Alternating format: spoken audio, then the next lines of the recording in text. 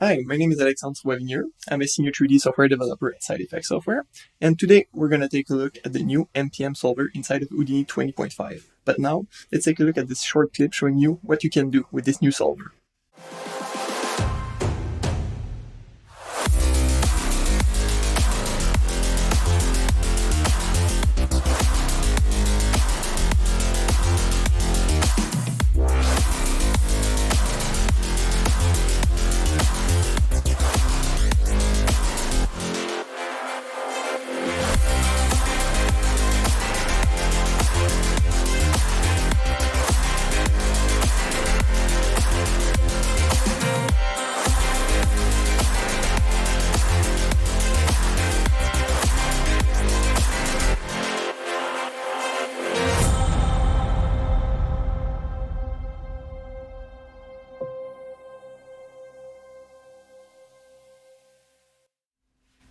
So I hope that you're excited now.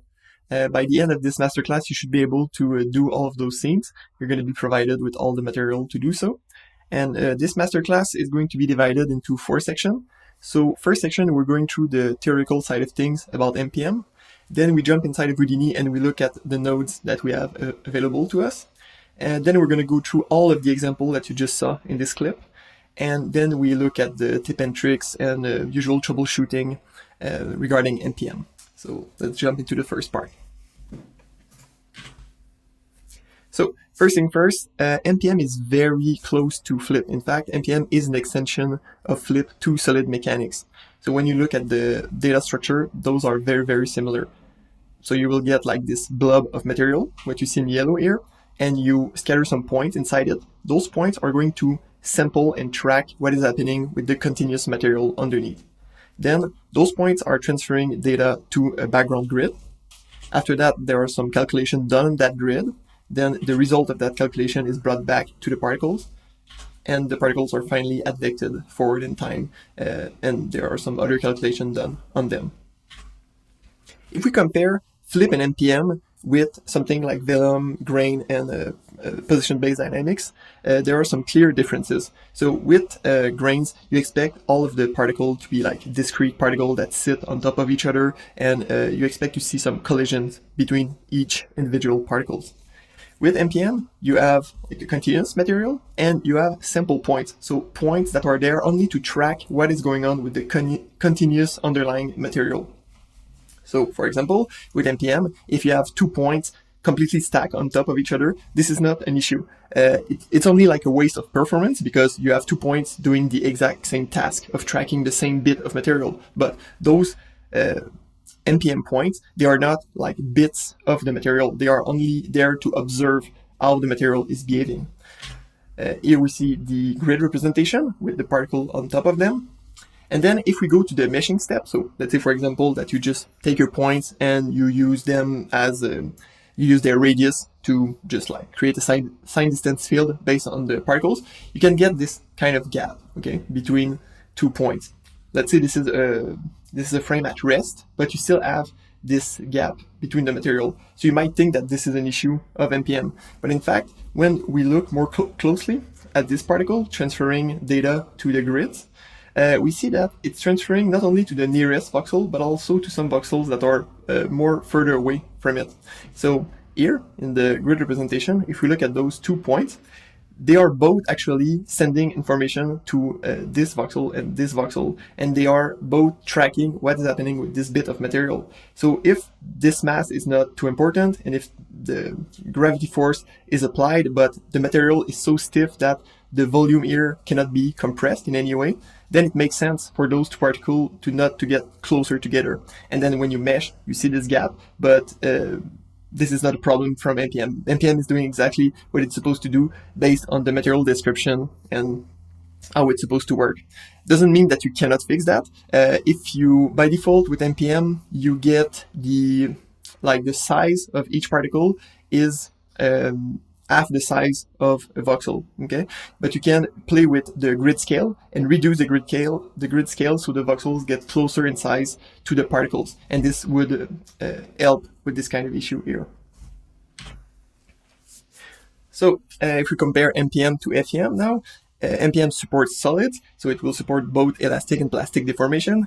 Elastic is the deformation that the solver will try to recover from. So if you have like a block of jello and you're pushing on it, the jello will try to bounce back and recover its original shape, as opposed to plastic deformation. Like if you have a block of snow and you push on it, you're just going to create a dent in it, and it's going to be like the new rest state of this bit of snow.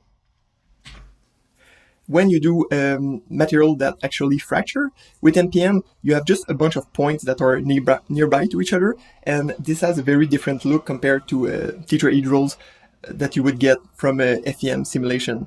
So depending on the material that you're trying to simulate, sometimes MPM will give you like a more organic and more interesting look than what you would get with the FEM fractures. So MPM offers you multi-physics support, so you can simulate a bunch of different materials like a solid, granular, liquid, and viscous material.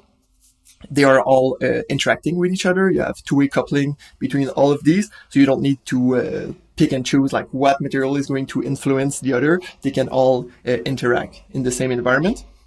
And when you get to the render part of things, then you can do meshing like you would do with Flip.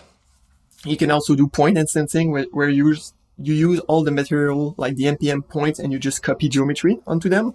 And you can also do post fracturing. This is the most advanced way to do things. It's a little bit more tricky to do, but it's definitely doable, where you're gonna get, like, you start with the geometry, you convert it to points to do your simulation, then you use the last frame of the simulation to post-fracture your original geometry, and then you do the retargeting of the IRES geometry onto the MPM simulation. But this is something we're going to see a little bit later in this masterclass.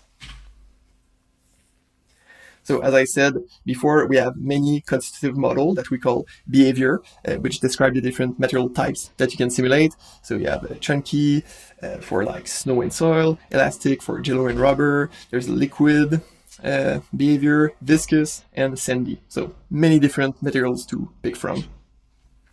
But even if you can do multiphysics with MPM, just keep in mind that MPM is also really, really good at simulating what we call like this chunky constitutive model. So if you look at the simulation on the left, and you look at this big chunk of soil falling down this spaceship, this kind of effects would have been very difficult with previous solver. Like, how would you tackle this? Maybe you do like a bullet simulation of the bigger pieces, and then based on impact or based on what's happening during the simulation, you can convert that to grains and do a velum sim on them. So you would need like to pick and choose different solver and chain them in some way to achieve the same result. Now we can just say, okay, this is going to be like very chunky and very like wet soil, and it's going to preserve those very large pieces made out of thousands of points until they hit something else, and then they dynamically fracture. So this kind of effects is much simpler to do now than it used to be. Okay, now we have to talk about this deformation gradient attribute called F inside of Houdini. So in theory, F is made out of two components. So as I hinted before, we have the plastic deformation, so FP for the plastic component of the deformation gradient F, and FE for the elastic component. They are both multiplied together and they form the deformation gradient. In our case, in Houdini, we only care about FE because plastic deformation is going to update the rest state of the material. So we don't need to track that further because we're not doing anything with it. We're not trying to recover from plastic deformation. So in Houdini, when we say F, we actually talk about FE.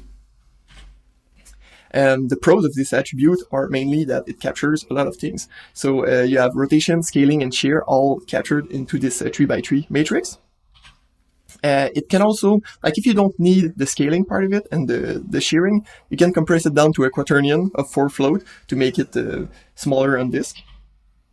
And from this matrix, you can extract its determinant, you can compute basically the volume of the transformation, and it will help you detect when the material is either compressing or when it's stretching. And stretching can be associated with fracturing, so it's very, very easy to drive secondary emission of debris from this determinant attribute that we call J. And inside of Houdini, you're going to get both JP and GE pre-computed for you by the solver.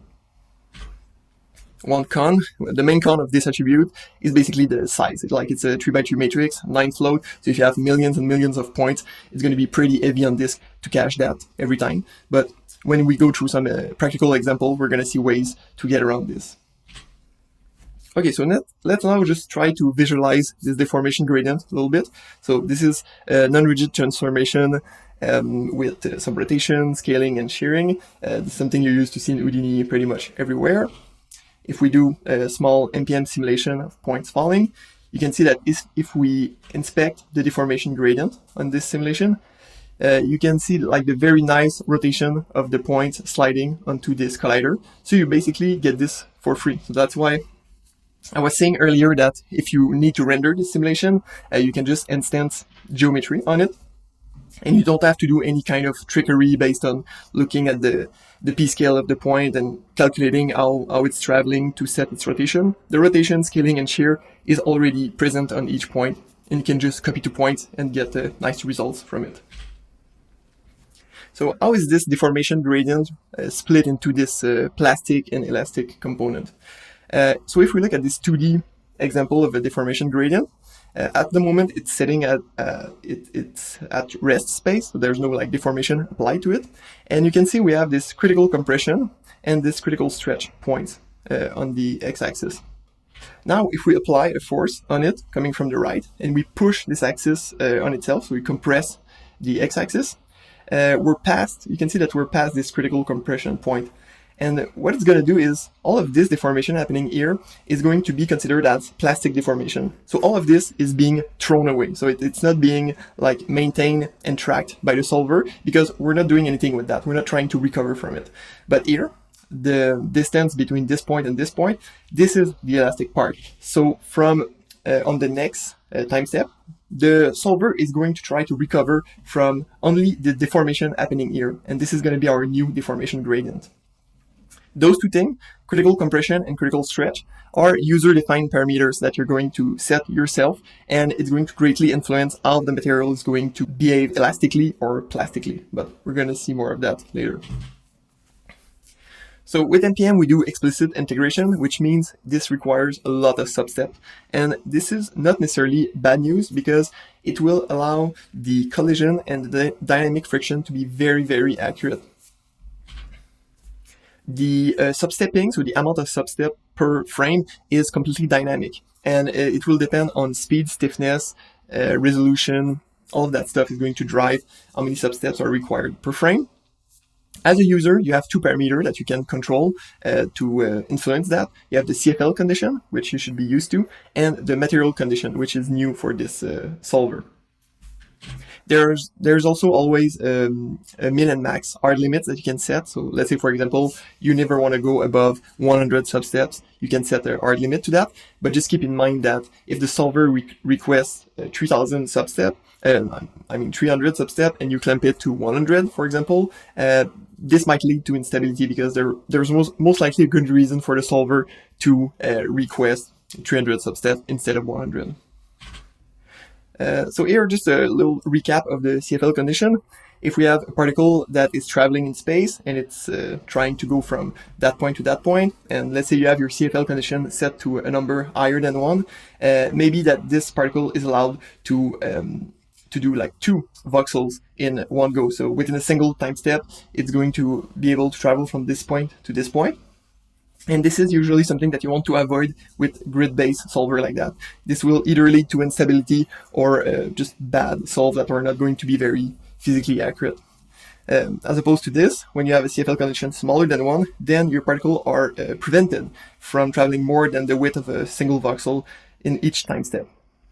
And this is most likely what you want. Now if we talk about the material condition, which is the new thing for MPM, this has nothing to do with how fast things are moving, but it has to do with how fast the impulse are going to propagate through the material. So let's say, for example, here we have this collision happening between those two bodies, and we see a wave of impulse traveling through the material. If this is a very stiff, the other way around, if this is a very soft material, we might expect to see the actual wave traveling through the material. So if it's jello, maybe we have one frame where only this part is affected, then the other frame, this part is affected, and then we finally on the third frame, we see this part receive this wave of impulse.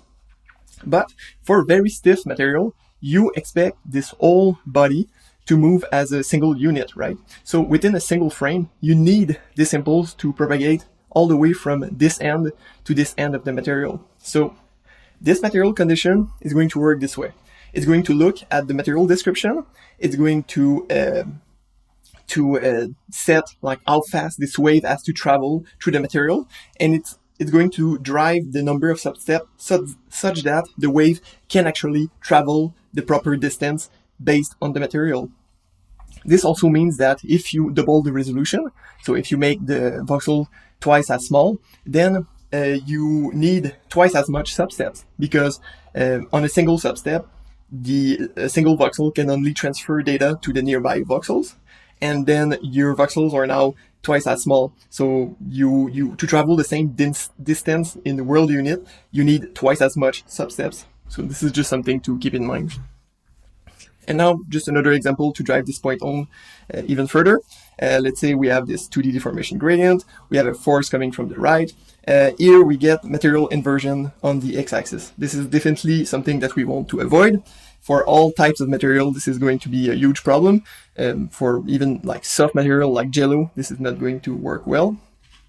Now, if we divide our time step delta t by 2, we get something more reasonable, but for not stiff material, so for like jello and things like that, this might be a reasonable deformation gradient. But if we have a stiff material, we're gonna have to go even smaller, so maybe delta t divided by 10 to get like a very, very small deformation.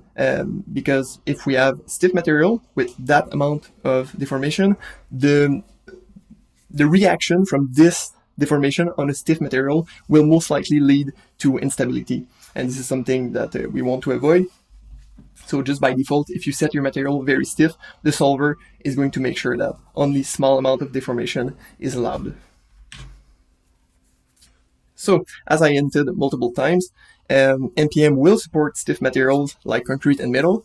It will require a large amount of substeps, but the cool thing is you get dynamic fracturing for free. So if you have this huge building, you don't need to define where you want things to break. You just basically set the appropriate material properties on it. You let it simulate, and then you need to post-fracture the original geometry using the last frame of your simulation. So this is why this free is in quote. It's just because the setup of doing the retargeting is a little bit more involved than what we're used to with our current bullet workflow, but it's still interesting, and you can get cool results by using MPM to do some destruction shots.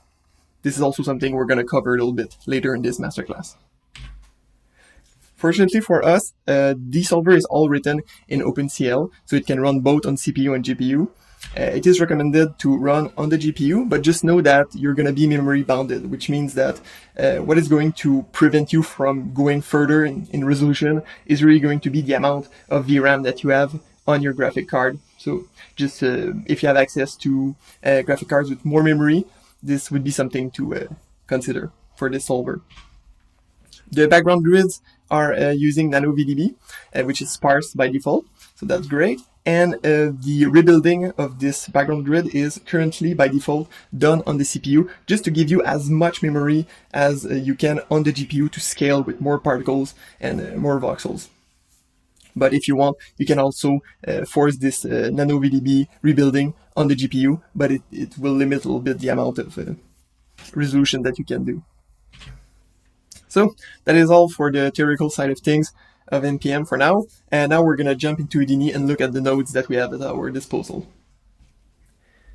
Okay, so here we are inside of Houdini, and I just want to go through the ecosystem of nodes that we have for MPM, just like a very high overview of the most useful parameters on those nodes. So first of all, let's look at the basic node tree that you get with MPM. So right here, I can play the simulation. So we have an idea of what we're looking at. Okay, we have some soil falling with some water. So the MPM solver has 3 inputs. you have the sources, the colliders, and the container. Here, for the sources, you can just pick any kind of geometry. It can be VDB or polygon geometry like that. You go through the MPM source. This will set a bunch of MPM particles to represent the material, and it will also set some point attribute to define the material properties. You can inspect them here as point attributes. Then you can set some color for visualization. Same goes for the other sources that you have. You merge everything together and just plug that in the first input of the solver. For the colliders, it's very, very similar again.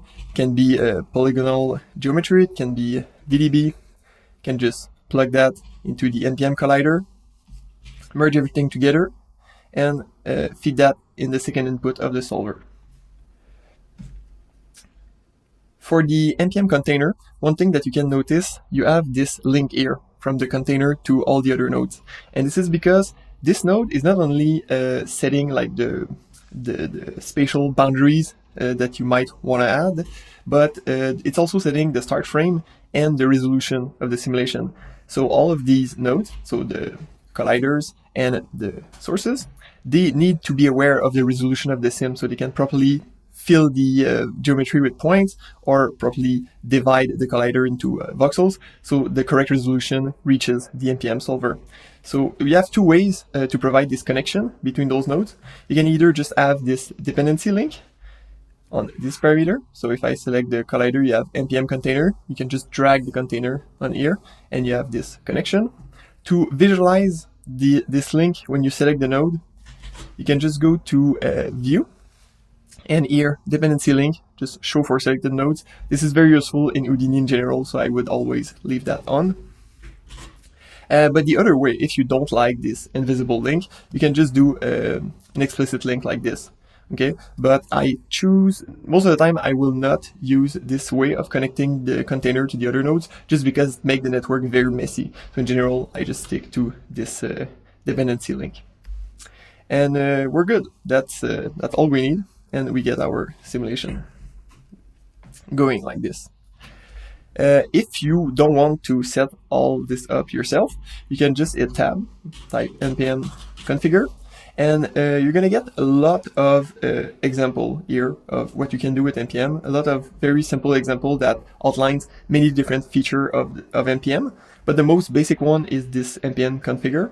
So I will use that almost all the time when I want to create a new NPM scenes, because it sets everything up for you, and it also creates this connection between the container and those two nodes. So after that, if you have a new source, you can just like duplicate this one and you get the connection.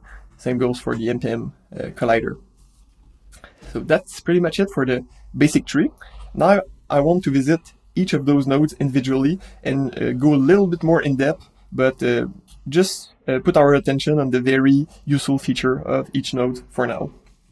So for the NPM source, if I select it, by default, the material is supposed to be snow, like this. This is the default behavior of the node. And the most important parameter, according to me, at least, would be this material preset.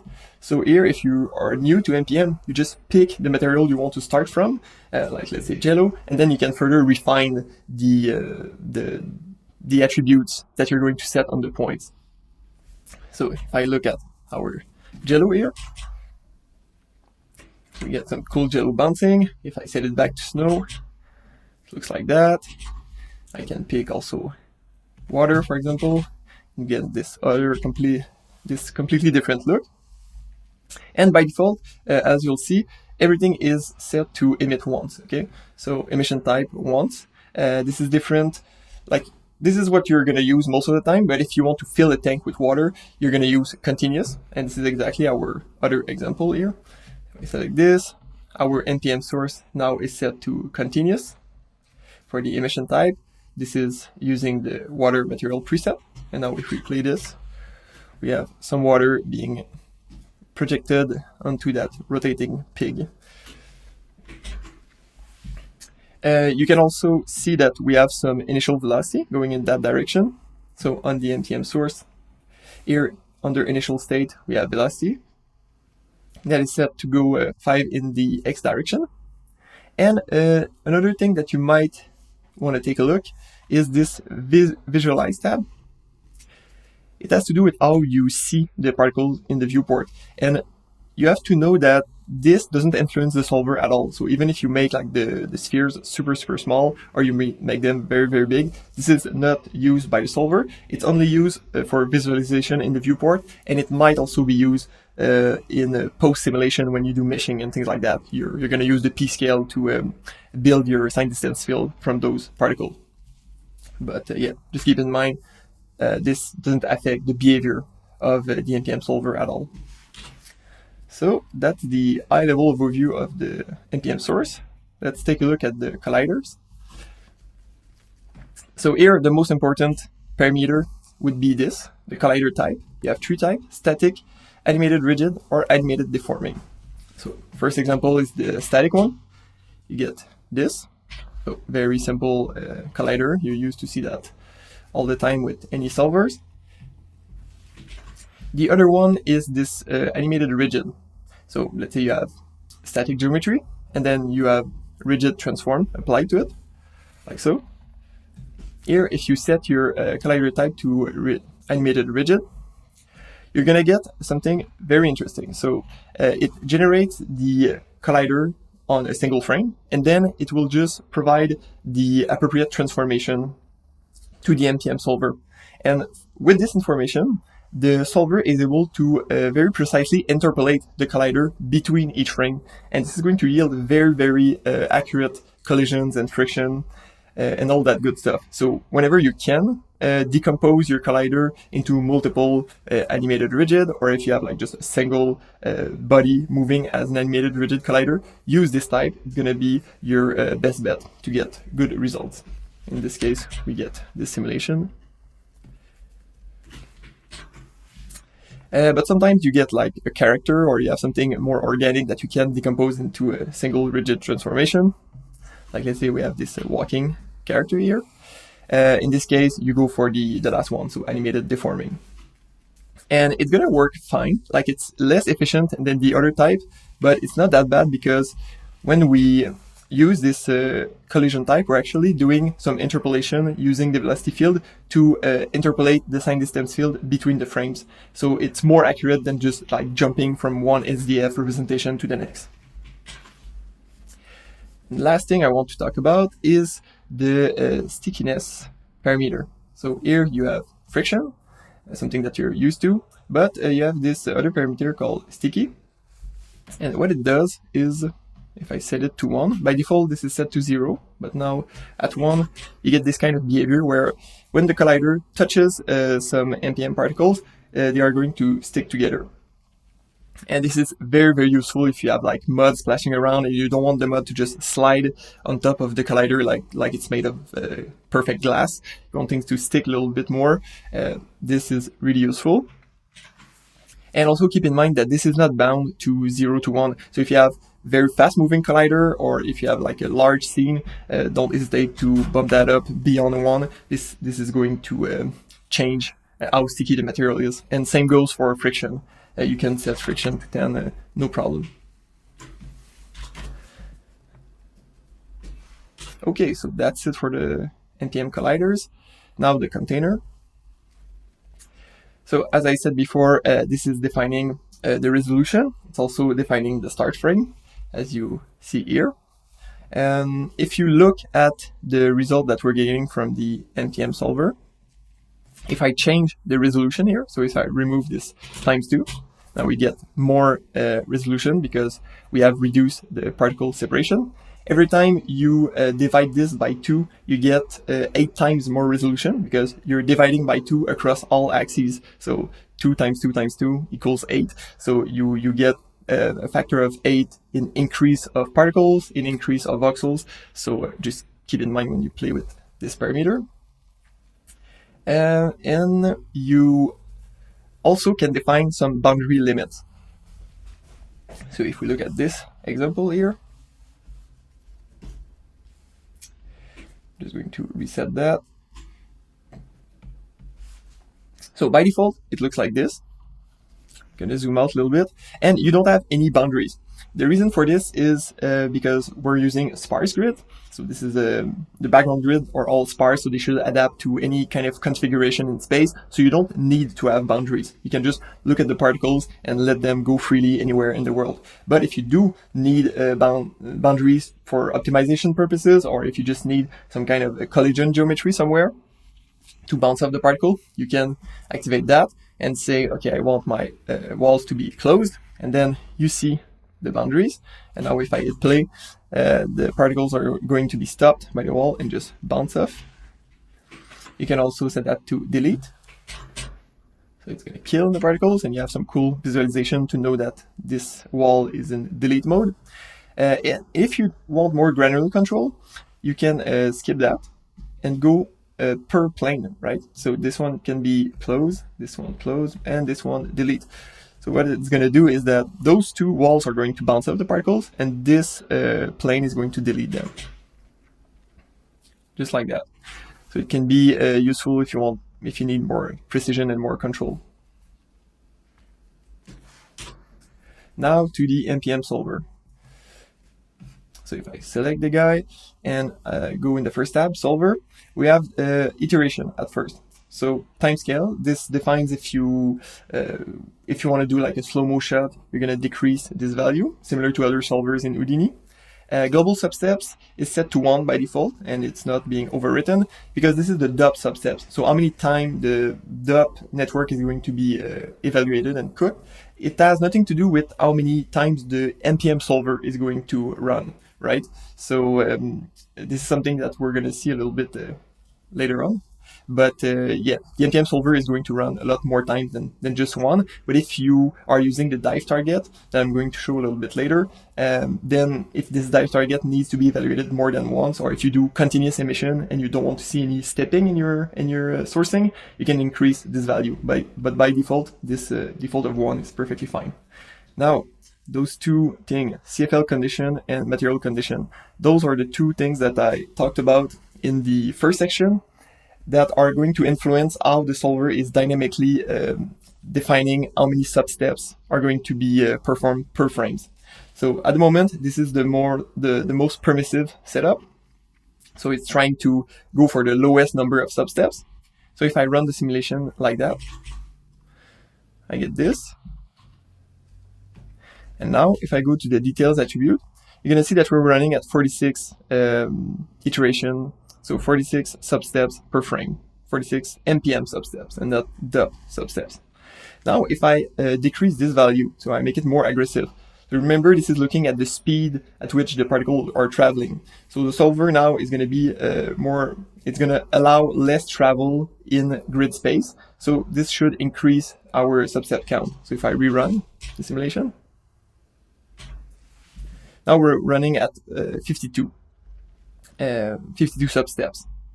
Now if I put that back to original and I decrease the material condition, now we're being more aggressive, but not in terms of how the particles are moving in space, but we're looking more at the material description, so how stiff this material is, and we're being more restrictive. So we add more substeps when we decide how many substeps that we want to run. So if I run this again, now we're running at 60. And you also have those clamping parameters. So if I say I never want to go above 55 substeps, for example, and I run that, now we can see that we're capped at 55. And in this specific case, you can see that the simulation is not that bad at all. Like it looks very similar to the previous sim that we had running at 60. So in some cases, you'll be able to clamp the maximum amount of substeps and get some speed improvement. But just keep in mind that if the solver is trying to go with very high number of substeps and you reduce that amount, you can run into some instability issues. Then in the forces, you can set your gravity, you can set some air drag.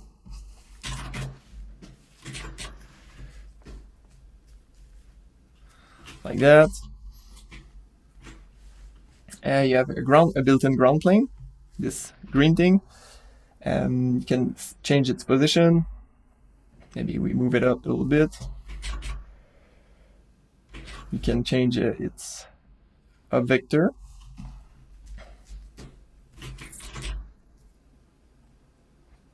And you also have some rotation control here, where you can rotate it further. You have friction and stickiness parameter, exactly the same controls that you had on the MPM collider. And that's pretty much it for the ground plane. Then if we go to the visualization tab, you can show this container or not. Same goes for the colliders and the ground plane. You can also show the background grid. So this is not actually like the voxels, but those are the tiles that contain the voxels for the background grid. You can use that for debugging purposes.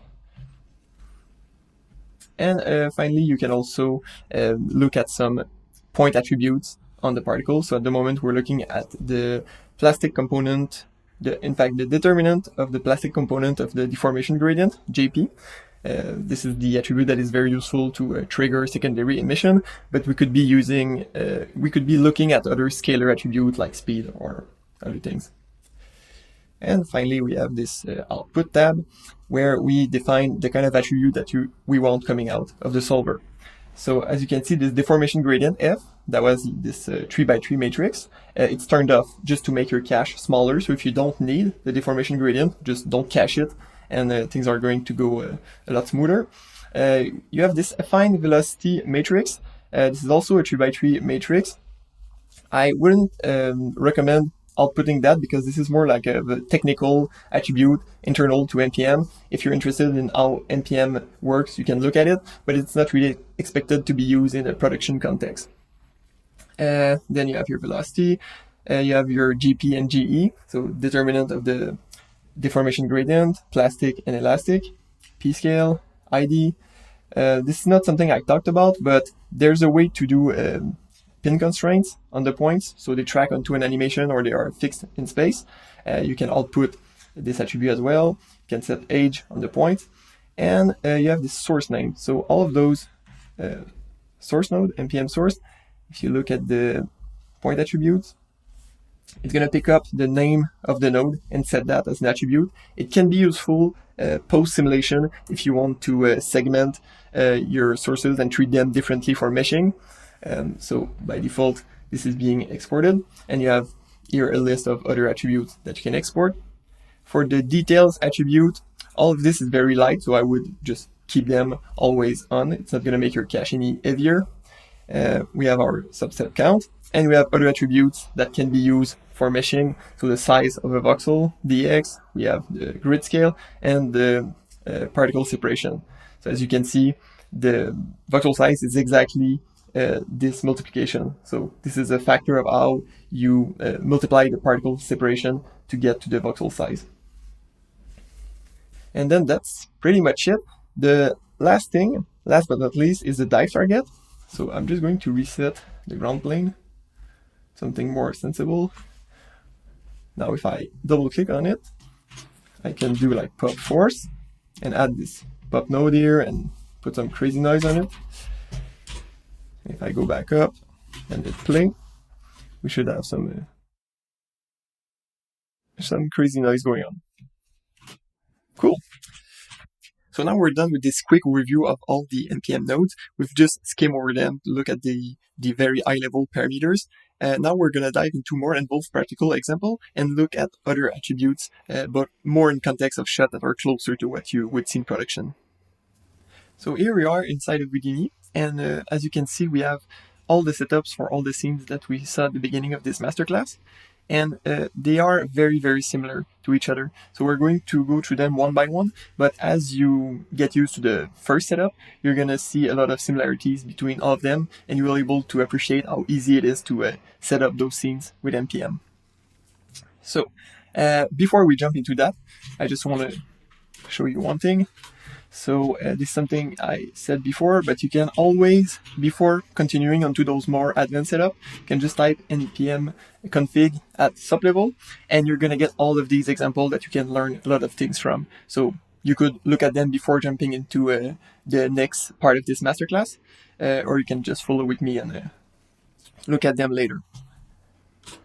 Okay, so now let's just take a look at this first example. So they are all set up almost identical to one another. So you have the MPM setup in here at sub level. You have the loop network for the rendering part, camera there. If we dive in subs, the setup is pretty much decomposed in this way. You have here model prep, so we just prepare the model for simulation. Here you're gonna have your MPM simulation.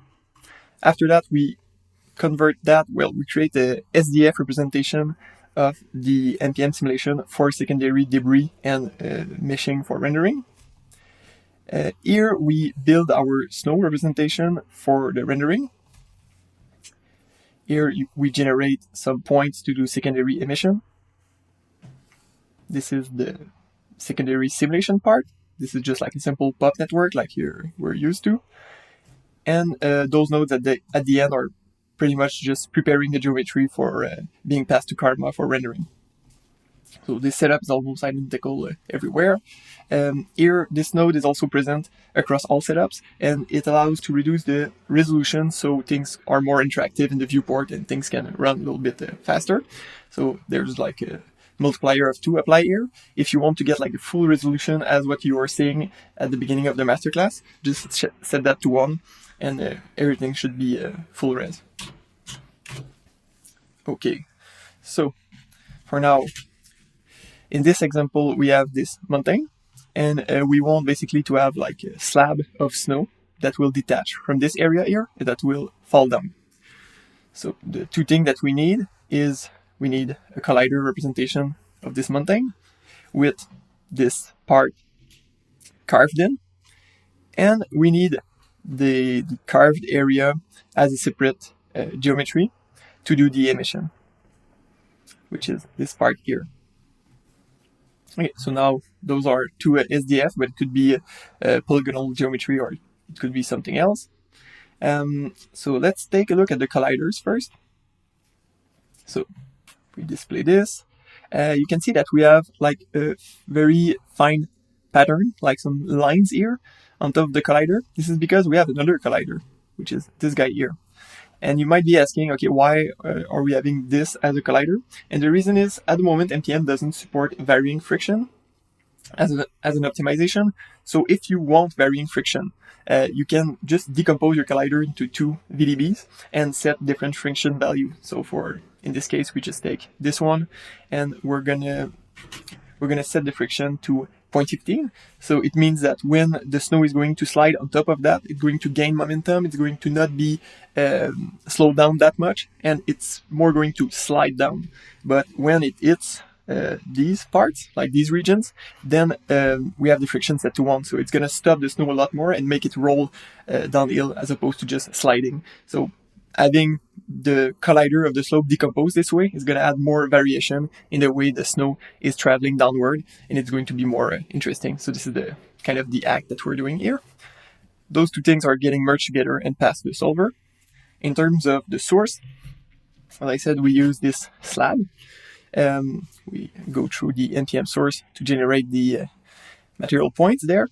And now I'm going to go through a little bit of the attributes that we have here in more details. So we have the density, the critical compression and critical stretch are the two things that I referred to earlier on in the theoretical part. So if the critical compression, if the compression of the deformation gradient goes above this, then this is going to become plastic deformation. Same goes for the critical stretch. So if the deformation is stretching more than this value, this is going to become plastic. And anything in between those two values, like within the allowed range of elastic deformation, the solver is going to try to recover from this. You also have compression hardening. This is something I haven't explained yet. So this is going to make the material stiffer as it's being compressed, and this kind of makes sense for snow if you think about it. Like if you have like powdery snow, it's going to be very soft and not that stiff compared to other material. And if you push on it and compress it, it's going to become more and more stiff. So this parameter is going to take care of this. As you make it higher, it's going to have more and more effect. For the stiffness, the default value is 1.4 here. For this specific scene, because of the scale, because of the look that we're after, it was cranked up to 70. this is really a trial and error thing. So you just start with the default, just applying the default preset of snow, and then you push it more or less depending on the look that you're after. So in this case, we wanted large pieces of snow to roll down the slope, and we didn't wanted those pieces to crumble into very small bits. So this is the reason why we increased this value. Here we have volume preservation. This is something we will revisit in later example, and yeah, I'll keep that for later, but just keep in mind that this will make the material more or less explosive. So if you want something to, like if you want a ball of snow to hit a wall and really like blow up from the impact, you will increase this value a tiny bit, maybe to 0.35 or 0.4. If you want the snow to just collapse on itself and not generate a lot of energy from the impact, you can keep it at 0.2 or maybe even reduce it to make it the same, less explosive. But I will give proper explanation of that a little bit later. So for now, if we select this, we have all of those attributes being set on the points. And one particular example that we want to play with is this E attribute, which is our stiffness. We want to add some variation to it. So if I display this node here, I set this, so I'm generating a noise here with this crazy one-liner. By the way, this is not too crazy. This is just something I use all the time. So you generate a noise at first, and then you add this noise to your position, and then you're going to use this warped position to sample a noise function. And this usually gives you like very nice warped detail like you have here. Then I'm doing an absolute value on that just to make sure that there's nothing negative. And then I'm going to use this noise to multiply the stiffness attribute that we have here. So I'm fitting the noise here between 1 and 5, and I'm just applying that to the stiffness to get a little bit more details, a little bit more variation in the way the snow is configured. And I'm not touching any other attributes in terms of the material configuration. After that, I'm setting some velocity attribute. So here we can see that I'm also adding some noise to this velocity. So there are some patches that are going to go downhill a little faster when we initialize the simulation. And apart from that, here on that branch, what I'm going to do is I'm isolating the very top edge of the material points. And this is because I want those points to be constrained in space to this area. So I basically want some points to stay put and stay attached to the collider. And I want like this edge to be defined by how the snow is going to fracture instead of being defined on how I selected the polygons to generate this patch. So here, this is basically what I'm doing. I'm just looking at the distance between the MPM points and this geometry. And then I'm setting this pin to animation attribute when they are nearby. And we can just, if we want to visualize that,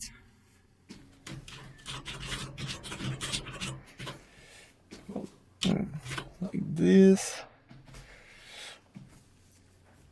So we can see all the points that are being pinned to this piece of geometry. And this is really going to help to make the transition between static collider and simulated snow to make this transition a little more organic.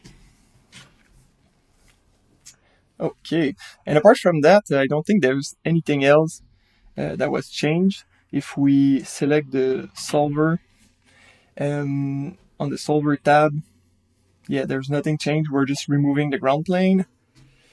Nothing changed, nothing changed. Here, we're not using the deformation gradient in this scene. We're even removing velocity to just make the cache lighter on disk.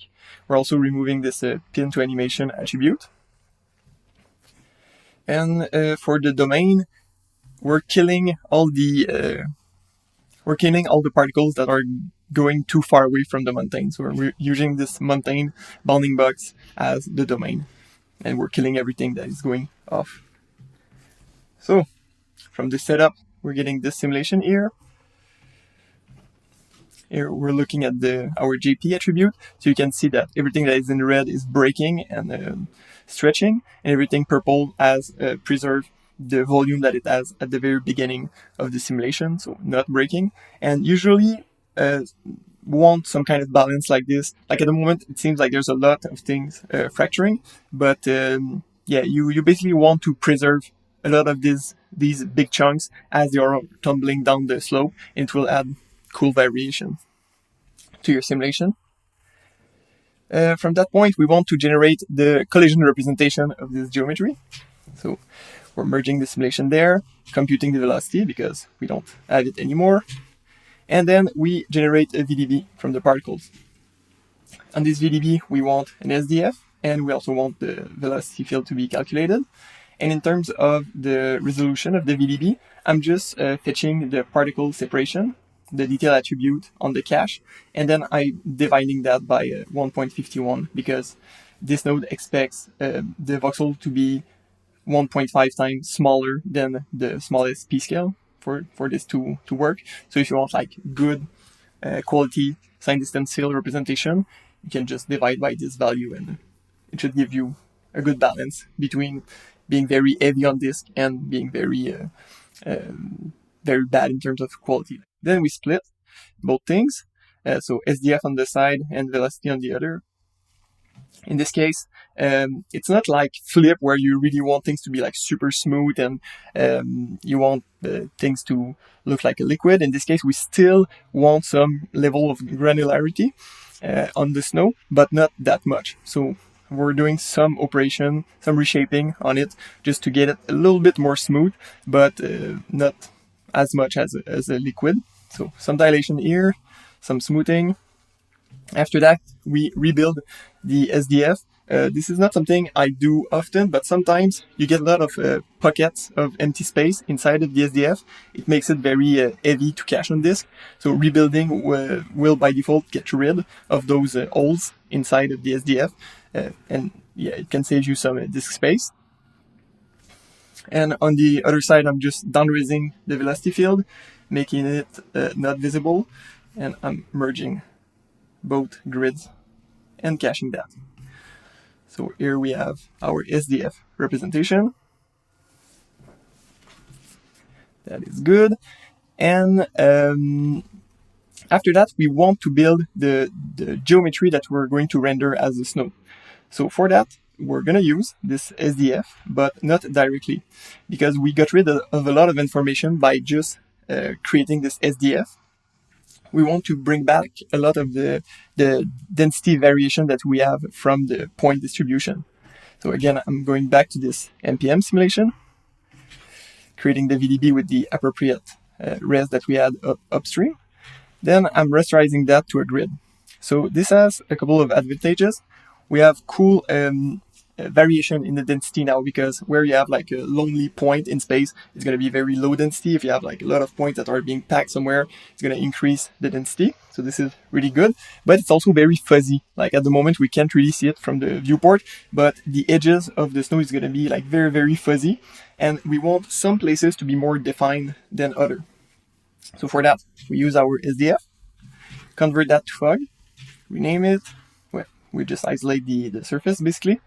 And then we're going to use that as a mask. So in some areas, it's gonna make the snow a lot smoother, a lot more sharp, because we're masking with this, and it will prune a lot of the very fuzzy details. But the core of the snow is still going to have a lot of variation in its density because of the way we have rasterized it here. So this is a good solution to do snow. And then we merge that with the velocity. And we have our MPM snow like that. But we got rid of a lot of fine details, and we want this powdery look of the avalanche going down the slope. So for that, we need to do a secondary sim. But fortunately for us, this is very easy with MPM, because we have this attribute, JP, that tells us where things are breaking. We can use that to do emission. So here, if I select this wrangle, I'm doing a bunch of different things here, basically just computing velocity. Okay, this is an important bit. Here, I'm computing the delta on JP, so the variation frame to frame on this determinant of the plastic component of the deformation gradient. So basically, I'm computing how things are stretching from frame to frame. So if we look at our JP attribute here, so let's say I told you earlier that if this is set to 1, it means that everything is like neutral. Nothing is being deforming, it's not compressing, it's not stretching. But now this is set to 17. So you know for sure that we're going to need to emit some particles.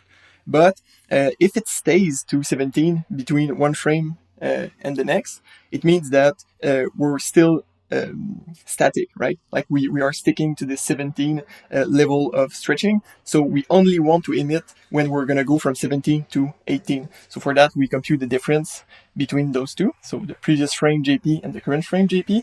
And this dJP, for the delta JP, is what we're going to use to do emission.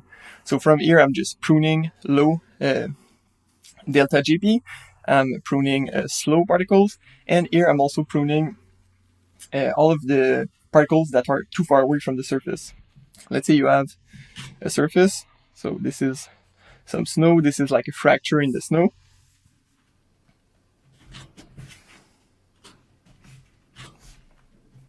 So in this case, you only want particle emission to be very close to the surface, like so. So you don't want points to be like floating on top of the surface, and you don't want to emit secondaries inside of the signed distance field because they are not going to be visible at render time. So what you do is basically you have like a banner around your surface, and you want to make sure that all of your emission is contained within that banner, and all of the other points are being removed. And this is exactly what we're doing here. So our banner width is twice that distance. So we're looking at 0.15 above the surface and 0.15 below. And this surface is, we got this from our MPM SDF representation. And yeah, everything that is out of this banner is going to be removed. Then after that, we just cache that. And we get this for our secondary emission source. Then we further do some pruning based on the dJP. Then we remap the attribute, we compute the speed. Here we replicate based on this delta JP attribute. So if things are breaking a lot, you want more points to be replicated because you want more emission in that space.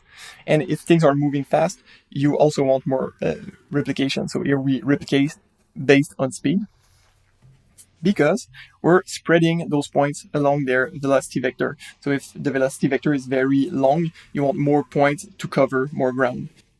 Like if we have 2 points. Okay, so this is like an emission point at frame 1, and this is an emission point at frame 2. You don't want gaps of emission. So when you emit, you don't want like a bunch of particles here and then a bunch of particles there and have a huge gap here. You want this to be more continuous, like you want this to create a more continuous line in space.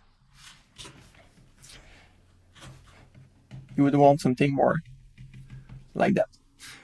So it creates something more straight, and you don't have like holes and stepping in your emission. What we do is very simple. We just take the velocity vector, we multiply it by this time increment variable such that we only get the delta, like the difference between 2 frames and not the difference between 2 seconds. And here we have this random float going from 0 to 1, and this will allow us to spread the particle along their velocity vector. So if I just display that, and enable and disable, and you can see that those points are being pushed forward in space to make sure that the emission is going to be smooth.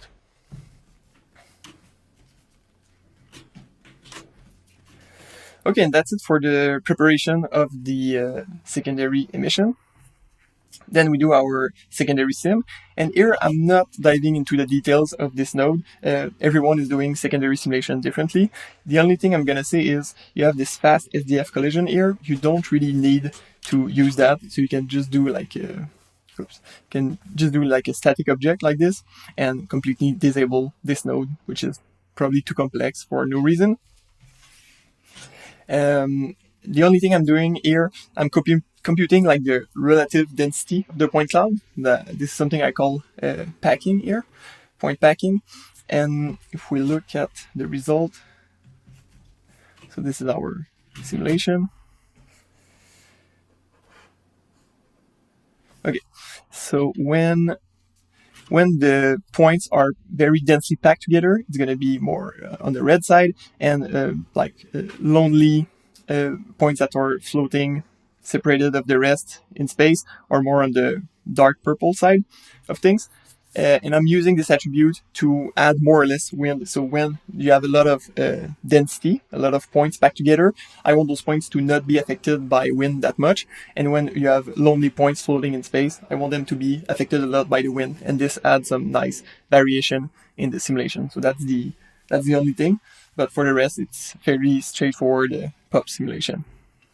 After that, we're rasterizing this to a grid, using again the same resolution, computing the velocity here, merging that together, and here we adjust the density.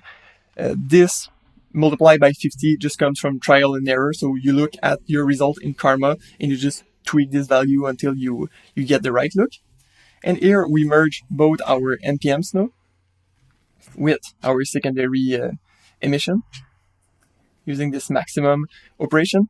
And we have the best of both worlds. So we have those large, smooth chunk of snow coming from the VDB snow, but we also have this powdery look coming from the secondary emission. Those two nodes are just representation of the mountain for rendering. So here we have our hero mountain with some UVs, and here we have the environment mountains. So now if I go in our LUP network, here, and I can render that. So this setup is pretty straightforward. You have your snow here, so this is the VDB representing the snow, the hero mountain, and the environment mountains. There's one HDRI as the whole lighting. This is setting the materials, very straightforward material for all those geometry.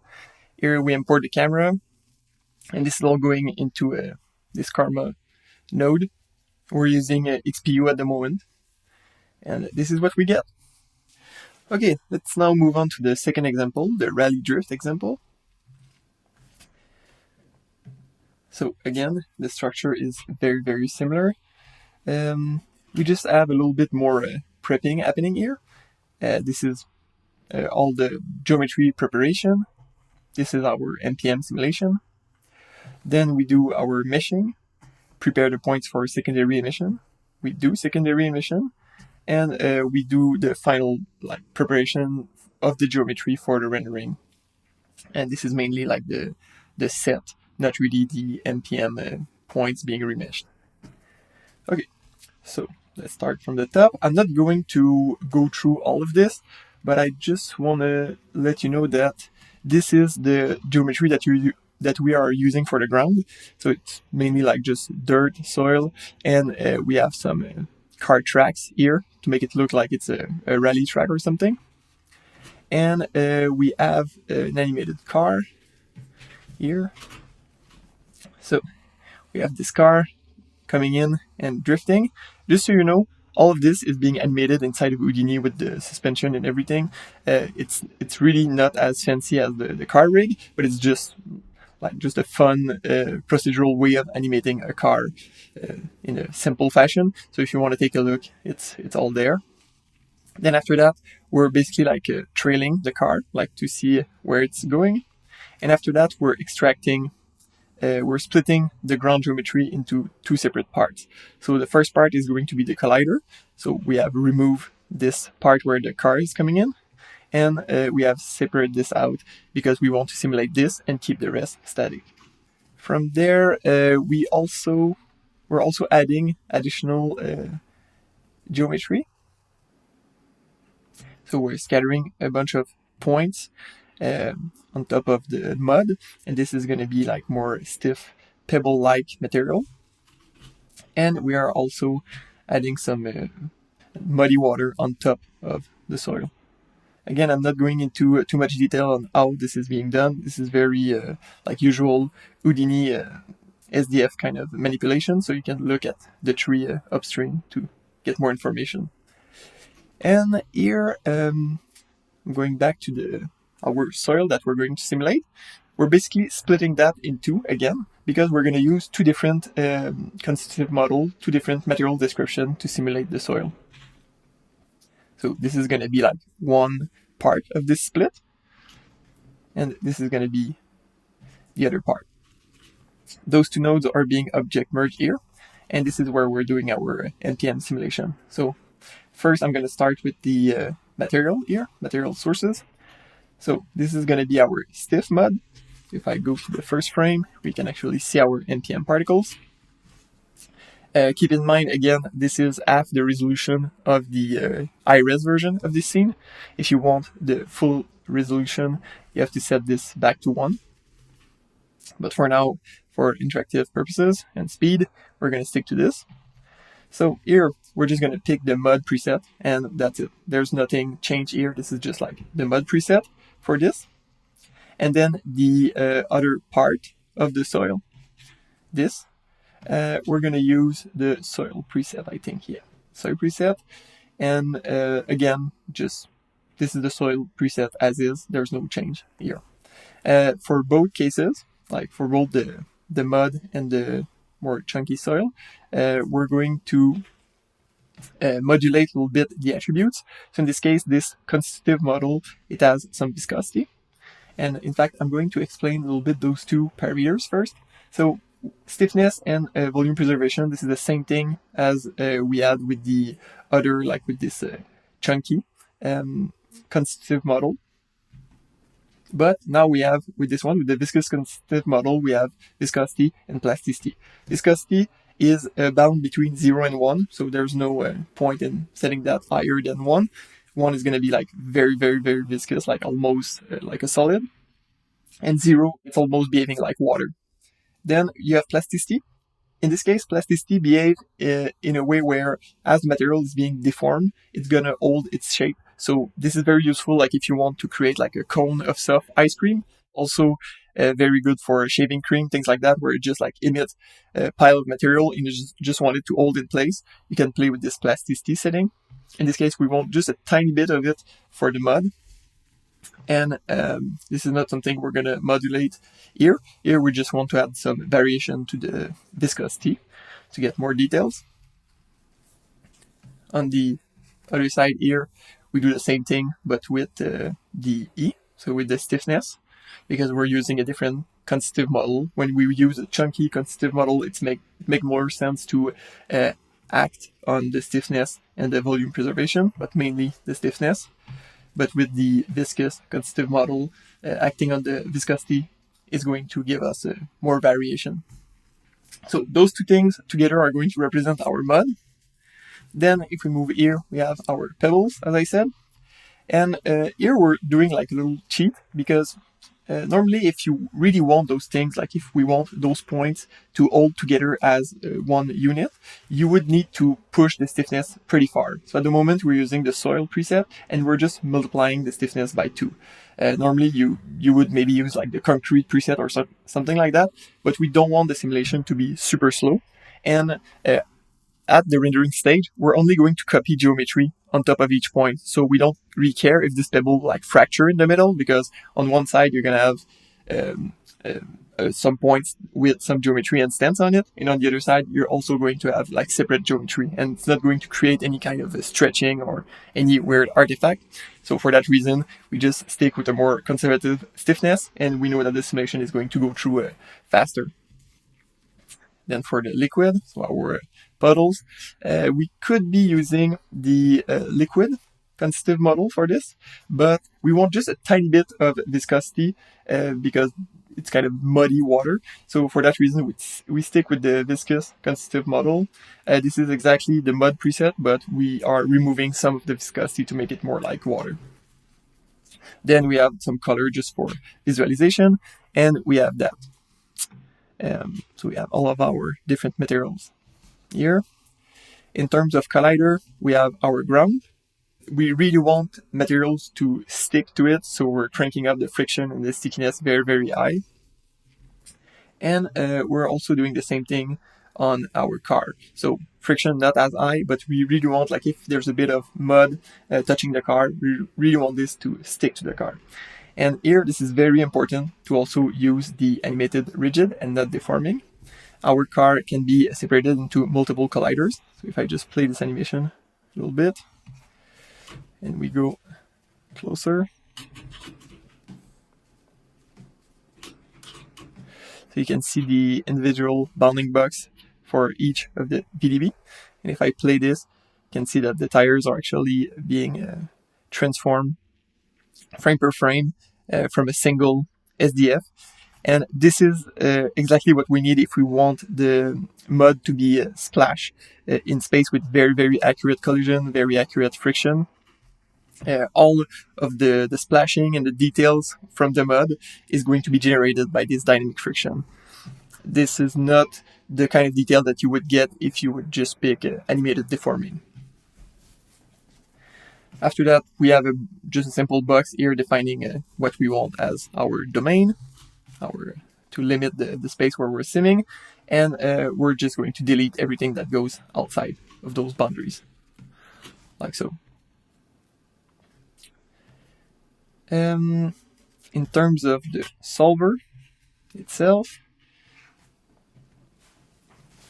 we're not changing anything for the CFL condition and material condition. We just keep the default. We're not changing the min-max substeps. The time scale, we want to do a slow motion shot in this case, so we set that to 0.1, and we're going to reference this parameter right after our animation. So here we have our final animation, let's say. So this is our final animation. This. So this is like real time. And then we want our slow motion version. So we just like reference this, we multiply the frame by the time scale on the MPM solver, and we get our slow motion timing correct, like so. So that is one thing. Then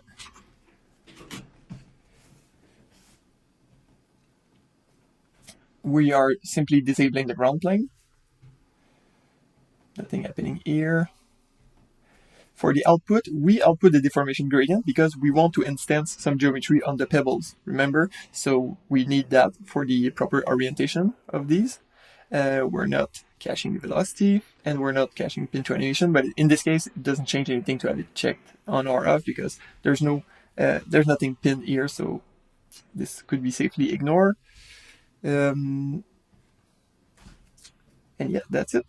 Before caching, what we do, we convert this 3x3 matrix, so our deformation gradient, we convert that just to a simple quaternion, simple orient, because we don't really need to have like the local deformation of each pebble that precise. So if we just have proper orientation of the pebbles, it's going to be perfectly fine. So we do that, and then we kill the deformation gradient just to make our cache lighter. And then if we cache that on this, we should get something that looks like that.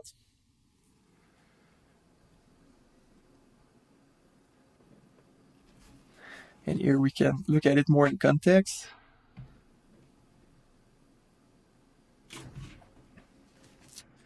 Cool. So we have our like huge, large clump of soil being thrown in the air. We have finer details coming from the combination of like viscous, almost liquid-like material and this more chunky material of soil.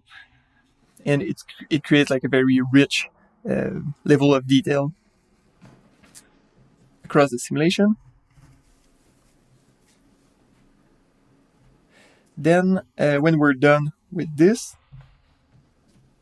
we go to the meshing step before rendering. So here what you have is exactly the same thing as we had with the Avalanche, so just like defining the SDF for the MPM simulation. But here we're going to do like the MPM soil, then we're going to do the water, and after that we do the pebbles. So first the soil.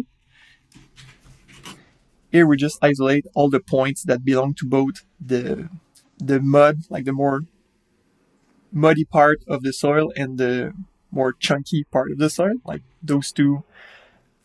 Basically, those two nodes are being merged here, like those two sources. They are being sourced by using this source name. Then after that, we convert them to SDF.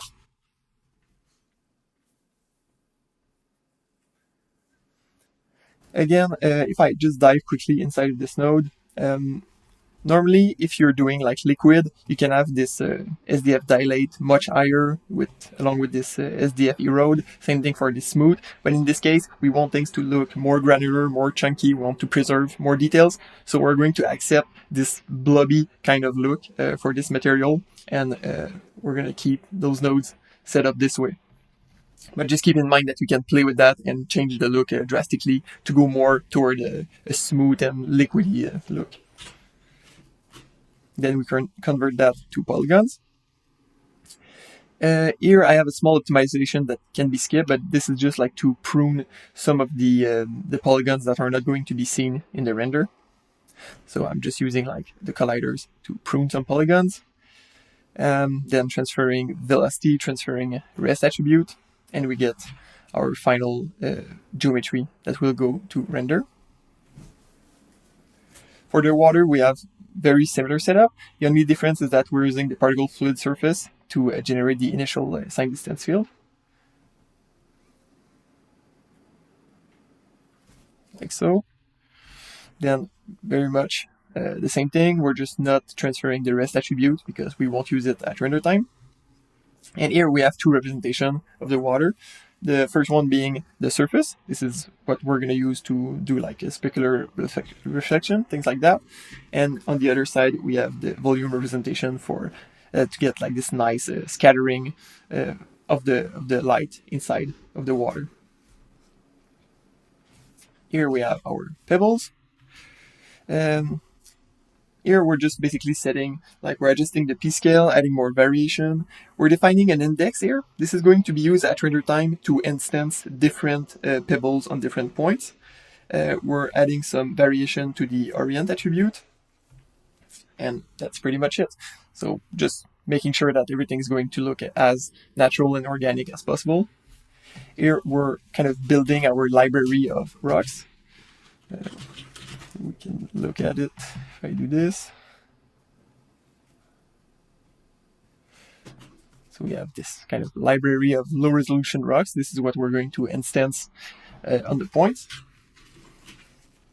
And yeah, that's pretty much it for the meshing and the preparation of the MPM geometry for rendering. Here, this is very similar to what we have done with the Avalanche. So we're just preparing, using the MPM simulation and extracting the points that we need to do secondary emission. I think the only difference is the geometry that we're going to use as colliders, but this is very similar. Here we're doing our simulation, again, very similar. The output of the, well, okay, maybe one thing that is different is, since this is a slow-mo shot, I think this node, yeah, in here, we divide the velocity by the time scale, okay? Here we are computing the velocity based on the difference in position, but we are not considering the fact that this is a slow motion shot. So since we're running at 1/10 of the real time, here we need to divide by this 0.1 to bring back the velocity to what the particle is actually traveling within a second at real time and not in slow motion. So this is just making sure that this simulation, running also with this time scale of 0.1, will be correct. Like the points are not going to be slower than they are supposed to be because of that adjustment. So just keep that in mind if you're doing a slow-mo shot. Your velocity vector need to be appropriate. After that, when we go out of this, so let's look at the simulation that we have. So this is our secondary simulation. Again, we're looking at our point packing.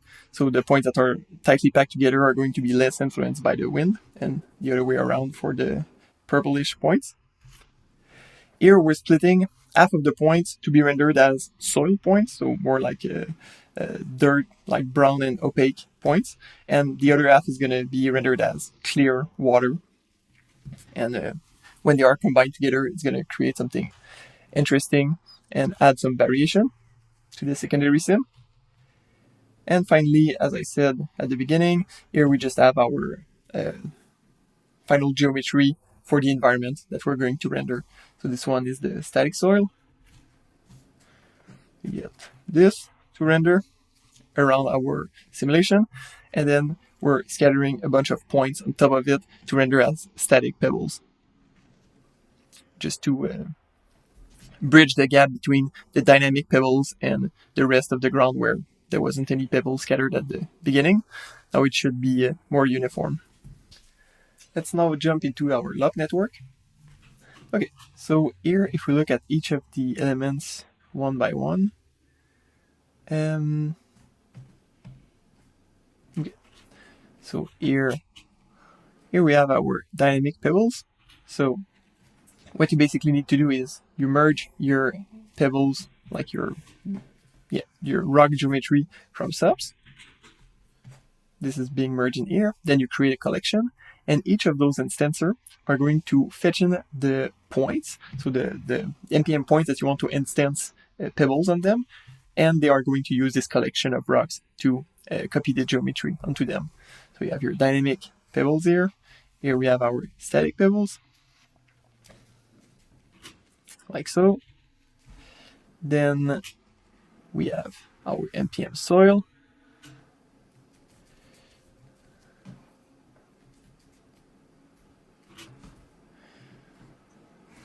Our water.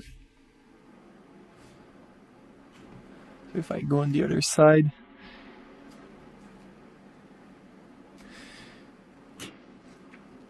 we get both the specular reflection and the cool scattering from the volumetric representation of the water.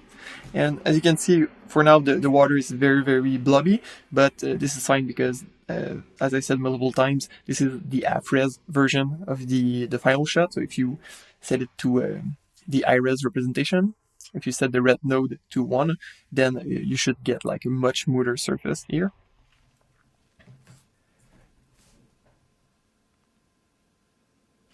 This is our static ground. And we have our soil points from the secondaries, those more opaque dark points. Then we have our droplets of water. All of them merge together. You get this nice pattern with a lot of variation. And then if we look at everything together through the render camera, we get this. Again, this setup is pretty simple in terms of material. Those are very, very straightforward. Like just one material for the water exterior, the interior of the water, like this for the volumetric representation of the water. Then you have one material for the soil. I think this is also used for the pebbles, and then one material for the car. After that, for the lighting, it's just a simple HDRI, and the camera is being merged in, going through a Karma loops. And that's it for this. That's it for this shot. So now we're gonna take a look at this ship breach thing. Okay, so first of all, we have the spaceship coming out of the ground. Then we're going to use the animation to generate the ground. So first, we just trail the motion, like so. We have the full animation path of our spaceship. And then we're going to build our ground from there, just to make sure that we cover all the necessary area. So we basically have this. So this is just like the sine stencil representation of the ground that we want to simulate. Then we split it to have, on one end, the static ground that we're going to use as a collider, and then here we just use the trail motion of the spaceship to cut out the area that we want to simulate. So this is going to be simulated with MPM, like so. In terms of the MPM simulation itself, so it's happening here. For the the material points. So we go to our MPM source. We're basically just using the soil preset. So we're making the compression hardening a little bit higher. So again, this is when you have compression happening, it's going to make the material stiffer, so it holds more together and it can fracture more easily. And we also crank up the stiffness quite a bit because we really want those large chunks of material to hold together. After that, this setup is a little bit different than what I used to do normally. Here I'm computing some, I'm just warping the points, and I'm going to store this warped position as a rest attribute. And then I'm using the attribute adjust float to modulate the stiffness of the material. So here we're adjusting the stiffness, E. We define the range that we want to have as output, and we're using this rest attribute. Then after that, I'm using the top layer. So this is what this is the layer sitting on top of our MPM points. And I'm going to use the distance between this top layer and the points to define what is going to be the grass layer. So here I'm setting this grass group, and also I'm changing a bunch of the material properties just to make the grass behave a little bit differently than the soil that we have underneath. And all those values just come from trial and error. So just you start with the preset, you run a couple of versions, and you just make it more or less stiff depending on the kind of chunks that you want to see in your final simulation. Then I'm setting some colors just as visualization. This is not going to be used directly at render time, but just to see with our sim. Then in terms of the colliders, we have the spaceship. It's using our animated rigid collider type just to make it very precise. In terms of friction, we're making it a little bit slippery. We still want to see some of the soil just slide on it and fall down, but we also make it sticky. So if there are some soil that goes in contact with this underneath here, it's going to stick to it and it's going to make the simulation a lot more detailed and interesting. On the other side here, we just have very high friction, very high stickiness, just to make sure that all the material that falls on this stay put when it touches this area. And one thing to note about the animation of the spaceship, if I just follow this link here and space G, one thing to note is if I disable, so here we have the rotation and translation up. If I disable this and we only look at this shake node, so this is interesting because you're going to see this is a very, very subtle motion. So just a very, very subtle shake. If we don't have this node, and you can test that, you can run a simulation without this node, and you're going to see that you're going to have a very large buildup of material on top of the spaceship that will never crumble and that will never fall down. So one of the ways I found by playing with it to get this thick layer of soil to break progressively and to give me very nice detail throughout the animation is to have this shake. So here there's an animated parameter. So we have a peak at 175 where it's going to shake the most. And then after that, we're just fading on each side. And yeah, you can test with and without, and you're going to see a very large difference between the two simulations. In this case, we're really relying on the precise collision and the precise friction that we get with the animated rigid colliders. And we can get very different looks just by adding those subtle motions. And then for the solver itself, I don't think we're doing anything fancy. So this is all at default, same. And for the output, we are exporting the deformation gradient. We're not going to use the 3x3 deformation gradient. So right after the solver, you can see that we're converting our 3x3 matrix to a 4-float quaternion, just to make it as light as possible on disk. But this is going to be used for some upresing process on the soil and also for the grass layer that we have on top. Apart from that, we're just eliminating a bunch of attributes to make the cache as light as possible. And that's pretty much it. If we look at the final result, I can probably also template the spaceship.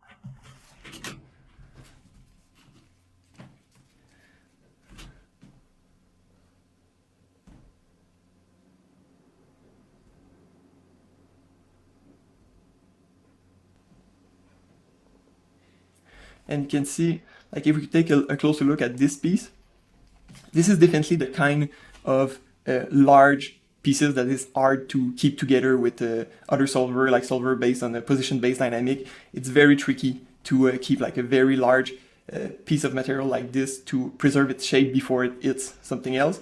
So yeah, MPM is really good at keeping that together. And even if you increase the resolution, because remember that we're still half-res at the moment, so if you want to go to the full resolution of the clip that you saw earlier, you need to set that to 1, and you will see that those big chunks are still preserved, even at higher resolution than this. So that's it for the MPM simulation. After that, we have our usual SDF representation of the MPM sim. On the right side here, we are meshing this, and so we're just going to render that as a polysoup. So here I'm isolating the surface. After that, I'm converting that to polysoup. And you can see that a lot of the polygons have been removed inside because I'm using all of these colliders as a mask to prune all of the polygons that we're not going to see in the final render, just to make it lighter on the VRAM when we render with the Karma XPU. Then transferring the vel, the velocity, transferring the rest attribute and the grass attribute. This is going to be used at render time. And that's it. That's it for the meshing process. Then on the other side here, we're doing something interesting. Like if we look at our mesh here, well, this is still half-res, as I said, but even at full resolution, this will be pretty smooth and it will look not as detailed as what we're looking for. So one trick is maybe we can use the MPM points. So if you take these points, so we can use these points and maybe instance some geometry on the point to up-res the surface of our fracturing soil. But if we use all the points and we copy geometry to it, we might run out of memory, it might be too heavy to render that. So we kind of want to isolate just the points that are sitting exactly on the surface of our soil. So here's what we're trying to do. So we have a piece of material, so this is on frame 1, for example, and this is the same piece of material but on frame 10. Okay, so we have like a big fracture here. What we want at frame 10 is to have some pebbles that are being instanced on the surface here, just to up-res the detail a tiny bit, just to have more geometric details. But as this is fracturing, we don't want to see points appearing and disappearing. We want this to be completely consistent throughout the frame range. So what we need to do is to solve such that, okay, on frame 1, we know that this is what we need. Like this is the surface, but if you solve all the way to the final frame, you also know that you're going to need some points here. But all the other points, so if you have a point here, or if you have a point like floating far away from the surface, you basically want these to be eliminated, because if you keep those points in, it's going to use a large amount of memory. Like if you use all of your MPM points to instance pebble at the render times, it's going to take a lot of memory. So you don't want that. You just want to isolate the minimum amount of point that you're going to see sitting on the surface. So this is basically what we're trying to do inside of Houdini in the subsolver. I can show you in the solver how it's done. So here we do like 3 different things. So if the point gets too far away from the surface, we're just going to kill it. So as soon, we're basically solving through the whole frame range. And as soon as the point gets far away from the surface, we're just going to add it to this group to kill, and we're going to remove it. If it was previously added to the edge group, so if at some point it was sitting on the edge, then we just, again, add this attribute back just to make sure that we maintain an history of what was sitting on the edge.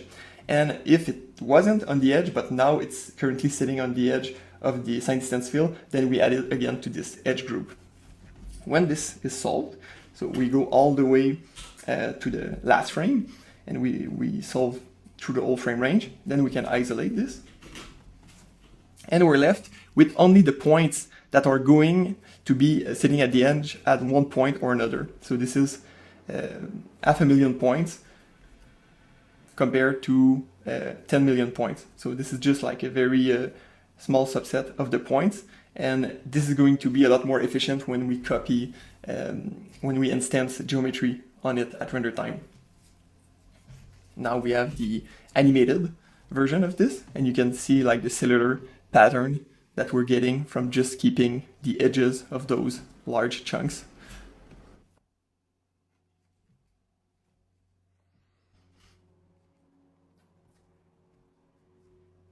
This is our usual prepping of the emission point for the secondary emission. So this is very similar to what we saw already. This is our secondary emission. And here this is a little bit different. We're isolating the grass.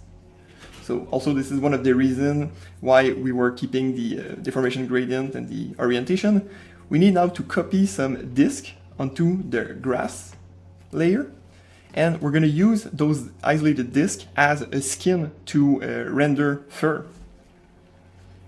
So I'm not going to dive into the details of it because this is a little bit unrelated to MPM, but here we're setting this up inside of this subnet such that on one end we have the guides.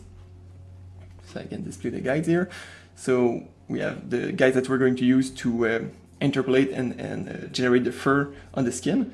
And on the other side here, we have our skin that is going to be used to put the generated grass.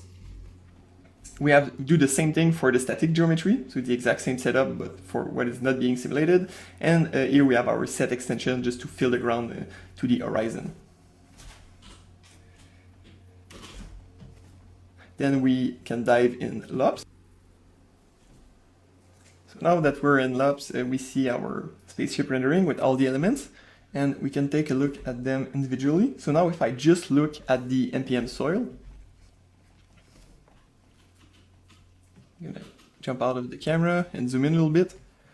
So even if we know that this simulation is half-res, you see that this is very, very smooth. Like this is not the kind of detail that you expect from soil.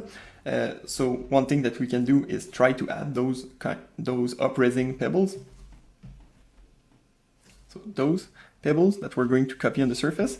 Now if I merge the two things together, we can look with and without to see the difference.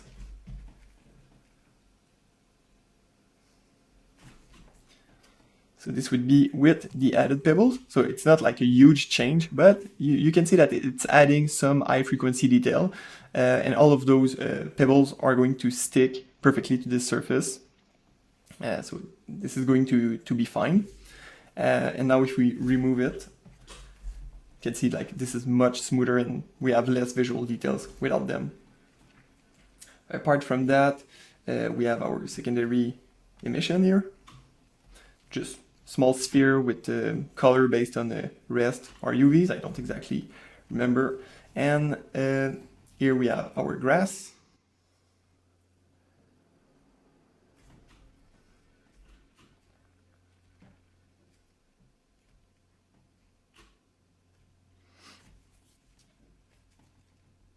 And finally, this is just our set extension. So if I just connect everything back together,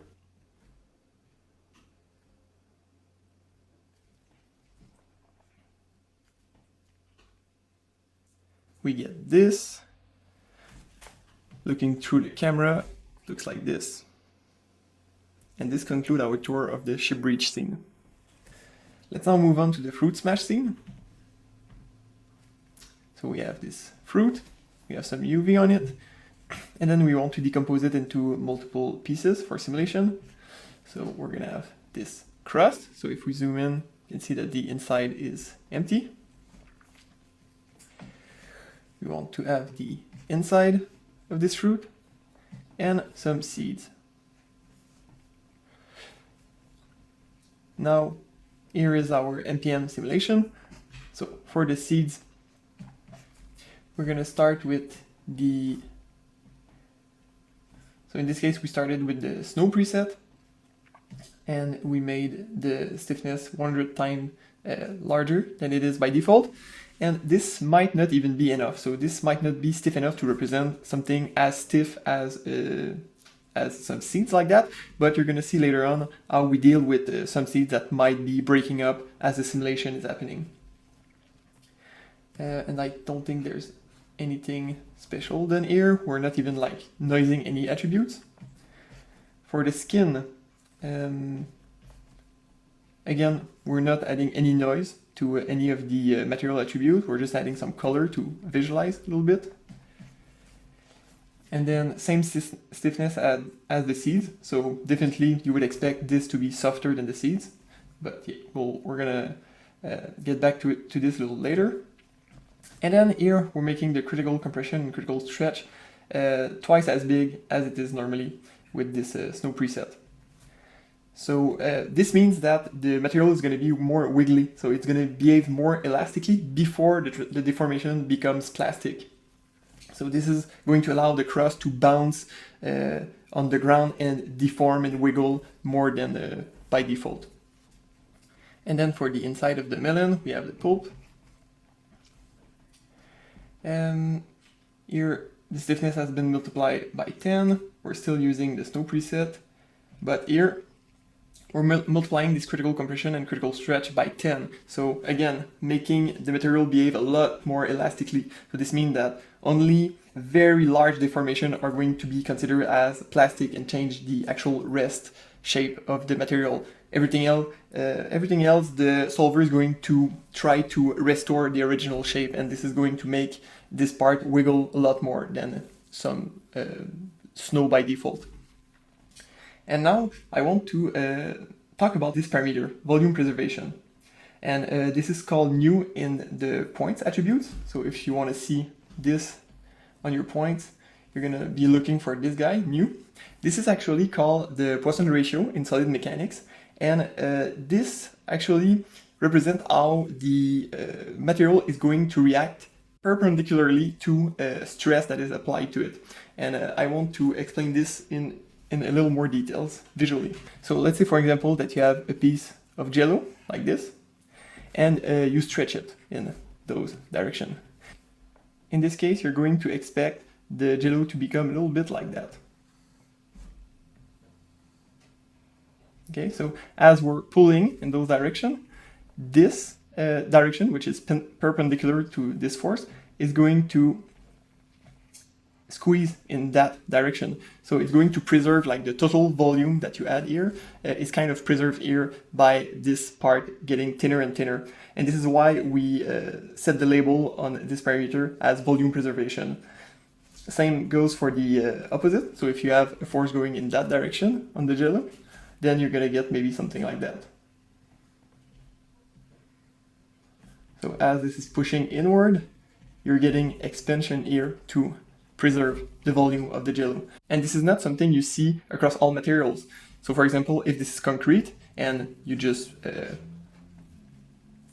push on it like that, it's just going to compress like so. So maybe you can have a change of stiffness internally, but it's not going to bulge out like you would get from jello. Same thing, like if you pull on a piece of concrete, then maybe it breaks. This is most likely what you would expect, but you're not gonna get some like thinning happening here where the material is going to push inward. So this is mainly what this attribute controls. So for jello, let's say you expect this Poisson ratio to be around 0.4, like 0.4 like that. And for concrete, I think it's a little bit smaller than 0.2, but for snow, it's definitely 0.2. So just this small difference of 0.2 makes a very large difference in how the material behaves. And just to show that inside of Houdini, I'm just going to lay down a MPM configure, like so. So we have our ball of snow falling on top of this wedge. I'm going to remove the collider. On the material source, I'm going to make the stiffness 10 times higher. And we're going to keep the volume preservation set to this. Then we add some initial velocity going downward, and we can take a look at what we get. Okay, so you can see that the snow is just simply collapsing on itself, and there's not a lot of reaction to this deformation going perpendicularly to this impact. So we're not getting a lot of material shooting in all directions on this plane that is perpendicular to the downward initial impact. Okay, but if we just change this parameter, so let's say we double that, 2.4, and we play this, now we get a lot more explosive behavior. So this is why I was initially referring to this parameter as how your material is going to be explosive on impact. This is exactly why. So you see, like we have an impact and then the material is compressing in that direction. So everything that is perpendicular, so this plane, this XZ plane is going to kind of redirect the energy of this impact across the whole plane. So it's going to make the material a lot more explosive. And for this specific scene, this is exactly what we're looking for. So we want our fruit to hit the ground and to really like blow out in all directions, because we want those nice pieces to fly in the air and to preserve their shape. But we want like a lot of energy going outward to create cool patterns. So this is why on this MPM source, we have this volume preservation set higher than 0.2. So it's almost 0.4 here. And that's pretty much it for this material. Here we're adding some variation because this is going to be pretty like thick, like this is completely full inside of points. So to add more variation and more breakup, we're just going to do our usual noise where we modulate the stiffness attribute. Then we set some colors, and then we add some spin, so some spin about the y-axis. Then we put the fruit in context, and we add some downward velocity. So we have some velocity going in that direction. In terms of the solver, I think, okay, we only have, this is again a slow-mo shot, so we have this that is being modified. Apart from that, this is all default. For the output, we are outputting the deformation gradient, and in this case, we're not even changing it, like we're not converting it down to a quaternion. We're directly caching this 3x3 matrix.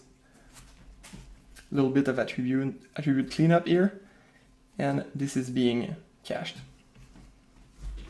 Now, if we look at our result, we get something like that, where the fruit is hitting the ground and we have this huge explosion with all the pieces flying in all directions. And this is exactly the kind of, it really depends on what you're after, but in this specific scene, we really want this to have a lot of energy going in all directions.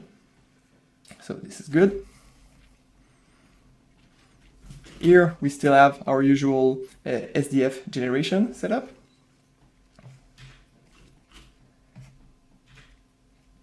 If we isolate just the skin, so just like the crust of the of our fruit, we're doing a dilation similar to usual. We're also doing some smoothing. The one thing that differs is we're going to apply a second smoothing operation because we just want this area, so the flat area of the crust, we just want this to be a little bit smoother, but we don't want to affect the edges here. So what we're going to do inside of this subnet, build stretch mask. So here we just isolate the points that are stretching based on this JP attribute again. And then we generate an SDF from it, we dilate it, we create a fog volume out of it. Then we use that as a mask to prevent the smoothing to happen on those edges. So anything that is fracturing and stretching is not going to be smoothed more, but this area is changing. So we can see it if I go before, after, we see that the surface is a lot smoother now. Then we do another erosion as usual, and we finally convert that to polygons. And you can see that this is a lot smoother than these edges. After that, we need to transfer UVs, but there's just a little thing that we need to be aware of when we do this. We have different UV islands. So if we look at the original geometry, this guy, if we go to the UV view, you see that we have 3 different UV islands. So we cannot transfer the UVs just with a simple attribute transfer, because when we're crossing this boundary, going from one island to the other, we're going to get very weird artifact in the UVs. And I can show that right here. So if I go back in the viewport, you can see here we have a seam coming from, this is one island and this is another island, and you can see that the transfer between the two is really, really bad. So we need to treat each of the UV island separately to avoid this. So this is exactly what we do. So here we have our MPM point cloud sitting at rest. So we're going to transfer, in fact, we're doing the transfer here of the UV and the class attribute. We're having like one class, one unique class per UV island. And here we can visualize the result when this is transferred to the point. So at the moment, this is fine because we have each point is being projected with this array operator. It's projected to this geometry, and each point can only pick a single UV island. So we don't have any like interpolation issue. The issues are going to happen when we transfer to the mesh, because we have like a single polygon that could be sharing two different islands, and this is what we want to avoid. So for now, just transfer that. We identify each island. Then we're transferring those attributes to the moving point. But after that, we ultimately we want those attributes to be on the mesh. So we transfer this class attribute to the mesh. And then we go into this for loop where we're going to iterate through each of the island. So let's say this is one of the island where this is one island, this is one that has been pruned out, and this is another one that was removed. We inside of the for loop isolate the same thing but for the points, and here we do the UV transfer on the mesh. And proceeding this way, we can zoom in on the boundary between the two UV islands, and you can see that now we have like a clean cut between the two UV islands as opposed to what we used to have here without this trick of going through the for loop. And after that, we convert everything back to polysoup. Then we just transfer the velocity as usual. Here there's nothing specific to say, just meshing the pulp. So meshing this part and transferring the velocity at the end. We get this. And for the seeds, there's going to be something different. So for the seeds, what's happening is that we have the level of stiffness of the seed is not that high, as I was explaining a little bit before. So here we have to identify the seeds that are breaking up, and this is going to be done inside of this subnetwork.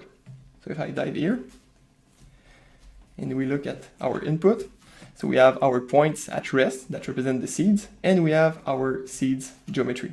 So first of all, we're just going to transfer a class attribute to identify each of the seed, like an ID, and here we can visualize this ID.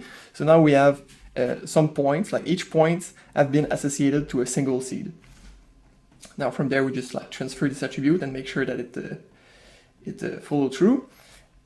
What we're going to do now is to compare the first frame and the last frame of the simulation, and we're going to compute inside of this for loop some kind of distance that represent how each seed has been distorted. So here, for example, we pick this seed. So those are some points that represent a single seed in the simulation. Here we just like create an oriented bounding box. Here we compute this distance, which is basically like the sum of the edges that start from point 0 to all of its neighbor. We do the same thing, but with the deformed. So this is like the last frame of the same seed. In this case, you see that there's not a lot of distortion. It's pretty much all at the same place. So when we compute the oriented bounding box and compute the distance, it should be very similar to what we had at rest. Then we compute this difference, this relative difference, and you see that this is very small. So this means that this seed is most likely going to be preserved and not deleted. So now we just transfer that onto a single point that is going to represent our seed. So that was for the right branch here. And the other branch here is basically like gathering all of the, like it's averaging the position of, so let's say this is like another seed. It's averaging those positions just to have one centroid that represents the seed.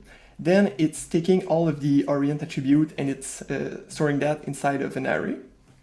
This array here with all the orients of all of those points. Then we're transferring that to a single point, both the position and the array of orientation.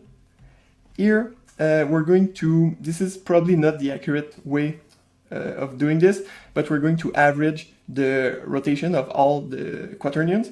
So we just like make a one single orient out of the array of the orient that we add. This array here. So we're just converting that to a single orient attribute. And finally, looking at the diff attribute that we computed here, we're going to prune out all of the points that we consider to be broken. So they have like separated during the simulation, and we only want to keep the seeds that are not breaking apart. So we used to have like a little bit over 10,000 seeds, and after this operation, we're left with close to 9,000 seeds. So not that bad at all. And after that, when we have those centroid, this is going to be very similar to what we're used to do with the bullet. So we use like the transform pieces to instance those seeds. So this geometry, we instance it using the class attribute to identify each seed, and we just retarget their position with these transform pieces, like so. So this is going to be the geometry that we render for the seeds. And finally, we have just the same setup that we used to have. So we prepare the emission points for the secondaries, and we do the secondary simulation here. So in this case, it's just going to be like droplets of water to add this high frequency detail that we want to see in this kind of sim. After that, if I jump in LOPS, so we have this scene. And again, I can look at all the components individually. So we have our pulp. So this is our yellow material with mainly like subsurface scattering and some specular highlights. We have our seeds.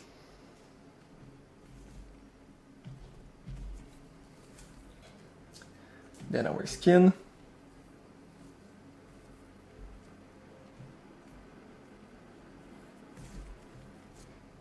And the secondary water points. So just little something to pick up a little bit of highlights and add this high frequency level of detail.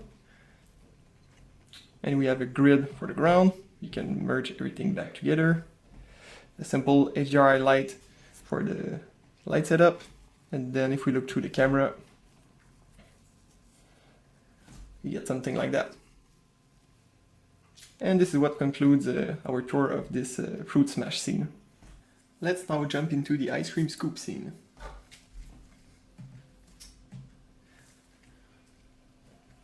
So this scene is going to be a lot simpler, I think, compared to the other one. So we start with this animated spoon, and we're basically going to grab some ice cream. So this is our ice cream, this is our spoon, and we're just going like that, grabbing some ice cream. We want this to like swirl inside of the spoon, and then this gets dropped down inside of this cup. So this is where the ice cream is supposed to fall in the end.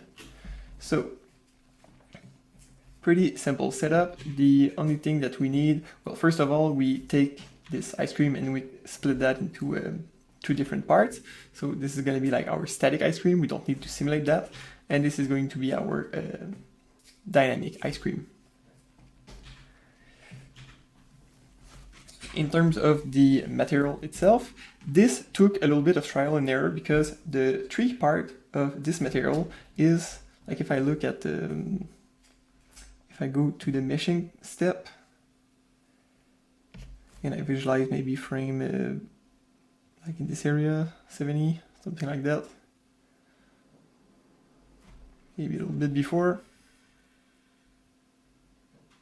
Okay, so this is what we're looking for. Like we want this to create a spiral like this, but we don't want this to collapse and break. So it took a little bit of trial and error to figure out like what were the proper material property to get this to just swirl without breaking and falling. And if we look at the MPM source on the first frame, we can see that, okay, first I've moved the critical compression and critical stretch further away. So the material is going to behave a little bit more elastically compared to the default snow. Then I'm completely removing this compression hardening.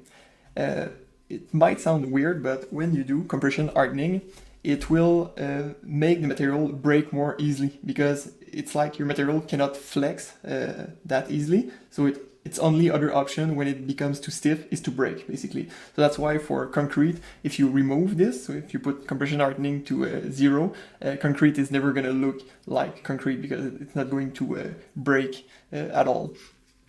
So we want the opposite behavior in this case. We want things to flow more organically. We don't want things to break. So we set that to 0. For the stiffness, we use the default stiffness for the snow preset. And here, volume preservation, we set that to 1/4 of the original setting. Again, when we compress the snow, when we have our spiral building up, we don't want this deformation to trigger some perpendicular forces, like perpendicular motion going outward, because again, this would trigger a fracture in the material, and it will break our spiral of ice cream. So this is why we're setting this that way. Apart from that, we just have colliders after that. So one collider for all of this, that is static. We're setting the friction and stickiness to 2. We want things to be pretty sticky, like if some ice cream falls on top of the static ice cream, we don't want that to slide, as you would expect in real life. But then for this cup that will receive the ice cream, we want to mimic the fact that when you have ice cream touching a cup like this is going to be warmer than the ice cream. So the ice cream is going to melt as it touches this material, and the thin layer of melted ice cream between the ice cream itself and the glass is going to make the contact between the two very, very slippery. So we expect the ice cream to fall in and really like spin in this container. So for that reason, we set the friction very, very low, but still not completely to 0. And for the scoop itself, we want the ice cream to be able to swirl in there without too much dynamic friction, but we still need a little bit of friction too. So setting that to 0.1. Again, there's no magic recipe, just a lot of trial and error to find the right balance and the right look, depending on what you're trying to do. Now looking at the solver, we almost have everything at default. The solver itself, the solver tab, nothing has changed. Visualize is at default. For the output, we're just not caching the velocity as usual. But here, in the Advanced tab, we're doing something different. We're enabling this checkbox that I never talked about, and now we're going to explain it. Enable particle level collisions. And there's multiple modes, and the mode that we're using at the moment is velocity-based move outside colliders. Okay, so just to explain this part, I'm going to go in the drawing software. So with MPM, you can do particle level collision. The reason for this is because when you do only grid level collision, so this is what you get by default, you can have some particle that will drift inside of the collider. So here we have like this collider set in orange, and this line in yellow, this dotted line, represents the middle of the collider. So as soon as you have a particle that crosses this line, so if we have like this particle, as soon as the centroid of it will cross this line, it will no longer be pushed in that direction to exit the collider. It will be more pushed on the other side.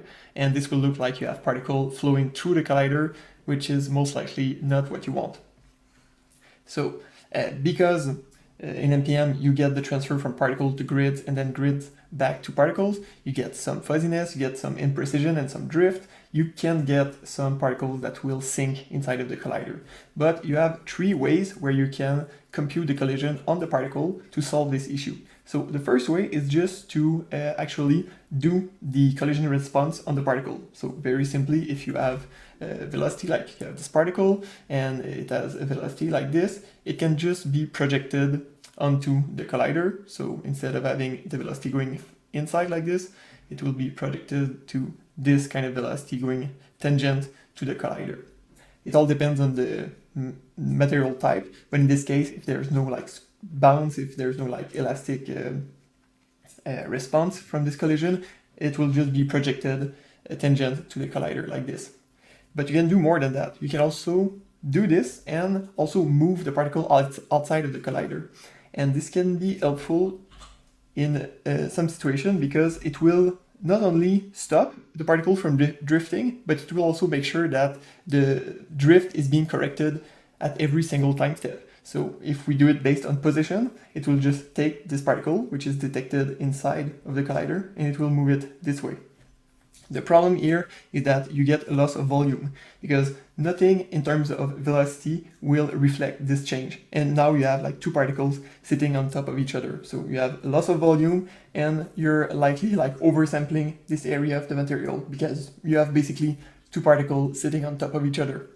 The third way you can do this is by changing the velocity of the particle. So we have the velocity of the particle going like that.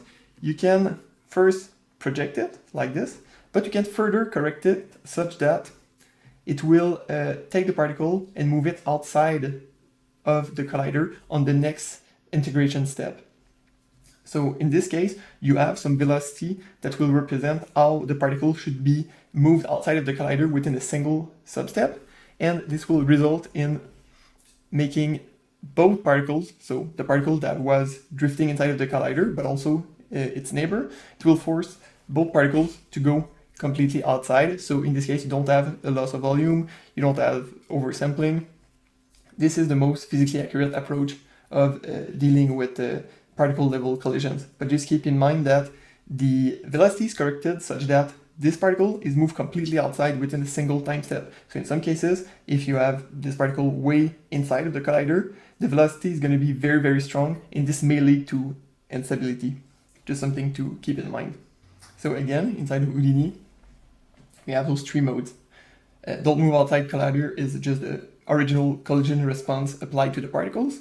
Position-based move outside colliders is just changing the position without adding any kind of velocity attributes in the system representing this correction. And velocity-based move outside collider, which is the default and should be the first option you try. If we look at the final result, we get something like that, where the ice cream is rolling, then it's being dropped, and then it's spinning in the cup exactly like what we wanted. If I display the cup as template,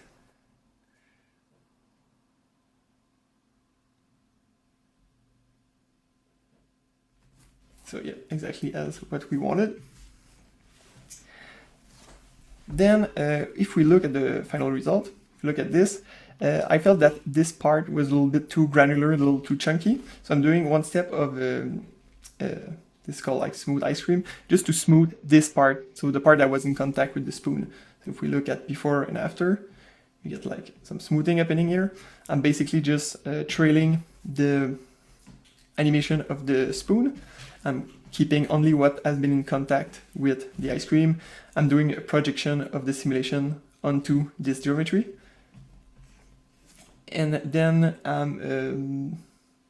so this is doing a lerp where I'm only doing this projection for the points that are very close to this, to where the spoon is going.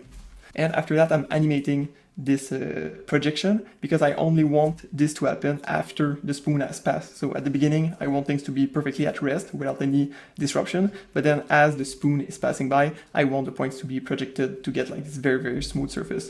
So if we look at what we're getting here, so here the points are completely untouched, completely at rest. And as the spoon is passing, you get all the points being moved slightly to create this smooth surface. So here like this lerp from current position of the simulation to the projected position, and we use this delta as a mask. And the delta is generated by looking at the difference between the current position of the sim and the rest position.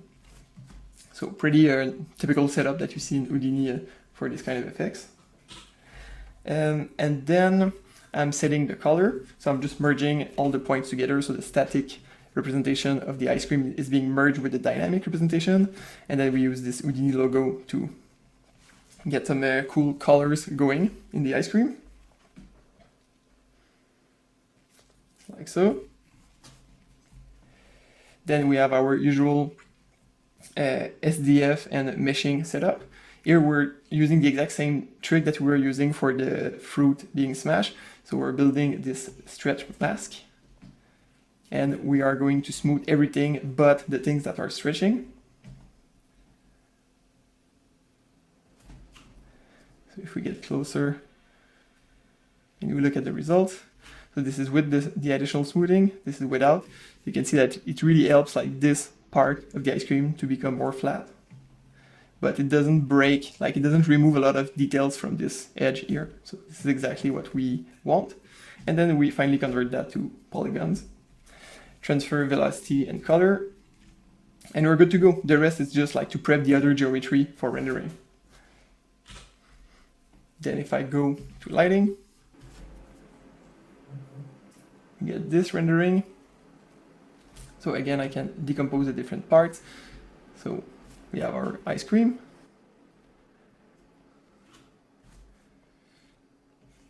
Then we have our tub with this cool logo of the MPM collider. The glass here that is receiving the ice cream. Just our backdrop basically. The spoon.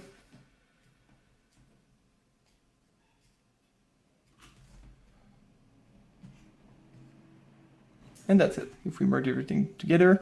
In this case, I'm using 2 HDRI to really get a lot of... I don't want a lot of areas to be very dark and in shadows. For a product shot like this, you want light to be coming from almost everywhere, and you want those cool highlights. So adding a secondary HDRI light like this really helped me to get some cool highlights everywhere. And then we just have the camera being merged in, very similar to the other setup as usual. And this is what we get. Let's now take a look at the Hubble explosion shot. Okay, so here we have this Hubble geometry, this Hubble model, and then we have some boxes that are flying in all directions, starting from the center of the model, and we're going to use them to carve some holes and to basically blow up this telescope. So in terms of the MPM source, we have something like that. By the way, when you select that for the first time, it might take a little bit of time to cook, because we have some, by default, we have this segmentation thing set to name attribute. And here on the model, we can see that we have this name attribute. So it's going to iterate through each of those pieces and generate some points for each of them, and then merge the result back together. And in this case, this is perfectly fine, because the model is pretty large and we're actually relaxing the points on top of the surfaces. So if you do the whole model all at once, it might take more time than splitting it into different pieces like this. So this is all good. And then if we have some overlapping points after going through this node, we can just fuse them. So here we have this fuse node that is referencing the particle separation on the NPM container, just to take care of that. Then for the NPM source, this is basically just the middle preset out of the box. No change has been applied here. The one thing that is different is normally we're using this type volume for to source the point on the model. In this case, we're actually sourcing on the surfaces. And as I was saying, we're also doing some relaxed iteration just to make sure that our distribution of points on top of the surface is very uniform. I think that's pretty much it for the sourcing. And then we're also doing something special for the colliders. So we have those boxes flying away. This could be just a deforming collider, just a single VDB. But when you go from one frame to the next, like this, you won't have a very precise interpolation of motion if you use deforming. To get the best quality in terms of collision, again, just use your animated rigid type, this guy here. This is going to generate a lot of colliders, as you can see. So in total, we have 270 different VDB colliders, but this is going to give you the most accurate results. But also keep in mind that it will slow down things a little bit. Like when you have 10, 20 colliders, it's not that noticeable, but in this case, when you go into the hundreds of colliders, the solver has to iterate through each of them. So yeah, you can get a little bit of a hit in performance from increasing the number of colliders that much. It always depends on the case and the situation you're in. Then we're just picking the telescope and we're adding some padding to it. So 10 across all direction. And we set that as our domain, and we're going to delete the points that are escaping this box. If we look at the MPM solver, this is all default, we're just not caching velocity. On the solver itself, on the solver tab, we are changing the timescale because this is again a slow-mo shot. We are clamping the maximum amount of sub-steps to 200, so we just want to make sure that we don't pass this amount of sub-steps per frame, and we are disabling the ground plane. Oh, and also, since we're in space, we're also getting rid of the gravity, just so all pieces are free to go in all directions. Now, if we look at the simulation that we're getting from this,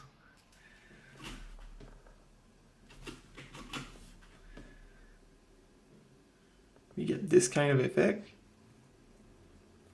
And you can see that this works pretty well. So we have holes being carved into the body of the telescope. We have some metal tearing going on with some bits that are still hanging on, creating those cool organic shapes. And close to the impact, we have a lot of metal just being bent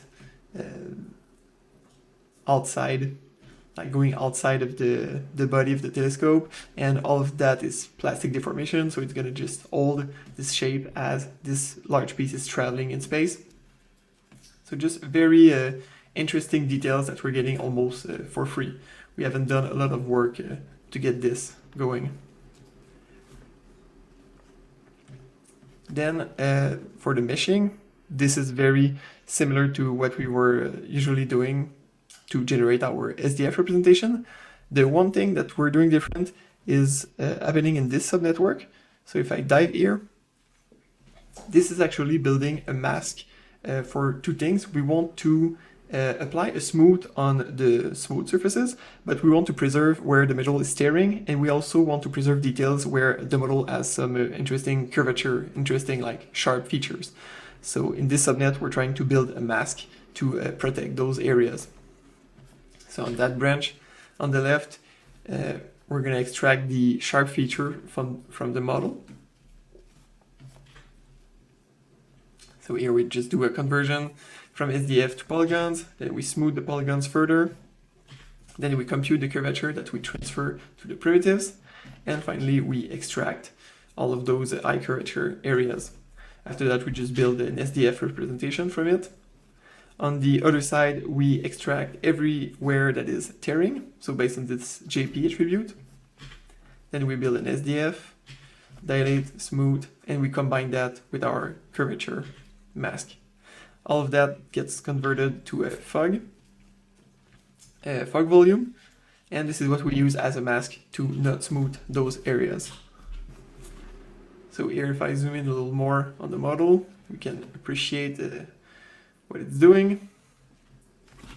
So this is with the smoothing, this is without, so you can see like this panel here on the telescope is getting a lot more smooth. This is great, but you can also see that, well, in practice, this geometric detail would be completely preserved, but remember that we're running at half the resolution, so if you want this to be properly preserved, just make sure that you run this whole setup with this res multiplication set to 1 instead of 2, just to get the same resolution as what we've been showing at the beginning of the masterclass. But for now, to keep things interactive, we're not necessarily getting the best results. But yeah, this mask should be protecting all of those high curvature area and also where things are tearing right here.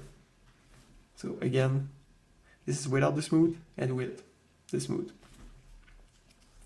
On the other side, we're just gathering the velocity, down-raising, making it invisible, and then merging all that for the SDF representation of our MPM simulation.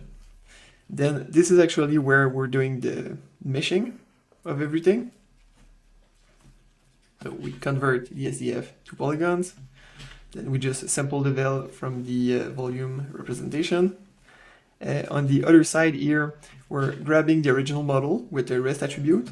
We're grabbing the first frame of the MPM representation of the model, and then we just transfer the rest attribute from the model to the points at rest, and then after that we transfer from the point at rest to the point in motion, and finally we do the transfer from the point in motion to the polygon representation of the telescope. After that we convert that to a polysoup just to make that as light as possible on disk or in the RAM. And then I'm not gonna go into details for this is what we've seen across all the setup. This is always the same. We're prepping the points for secondary emission. We're doing the secondary emission here. The one thing that is different from what we had before is this here. We're building a collection of small bits of this telescope to use as debris from the secondary emission. So if I dive in here, you see that we have our model that we're just segmenting based on the connectivity. Then we run over each piece and we're measuring the size of them. Then we just keep the very small pieces. And you can see that we have very interesting geometric details in those small pieces. So after that, we just do a bunch of things basically to put them at the centroid so they are ready to be instanced, like so. And we also set a path. So this is what is going to be used in USD, this path here. Here, just pay attention that we have 1,454 pieces, and we're going to need that information when you set the index attribute on the point. So here, this is where we define what pieces is going to be instanced on each point. So we have our random point from 0 to 1 that is being multiplied by the amount of unique pieces that we have in this collection, and this is what is going to be used at instancing. Other than that, we're just changing the p-scale as usual and setting some random orientation to get some variation there. After that, we can look at our simulation. So this is the secondary simulation that we have. This is way too much point as it is right now, but we can just do some more pruning here just to make sure that we're not occluding completely the MPM simulation. And this is what we get in subs. Now if you go in labs,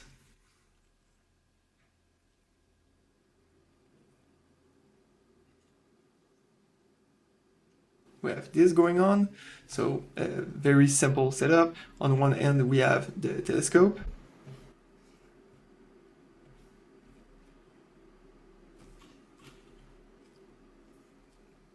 Our telescope mesh. I don't think that there's a lot of textures being applied to this. If we type in the material library, Hubble, so there is some texture being used here of rusty metal, and this is all applied using the rest. So it's not even using like a UV attribute, just based on the rest, doing some remapping here, we can apply those two textures just to add a little bit more variation on the surface. And then I think we have something similar going on for the debris. If we look at the debris in isolation, you can see that we have very cool geometric details that we wouldn't have if those were just sphere being instanced, and this is going to catch some highlights and create some very cool details as they are rotating outward from the explosion center.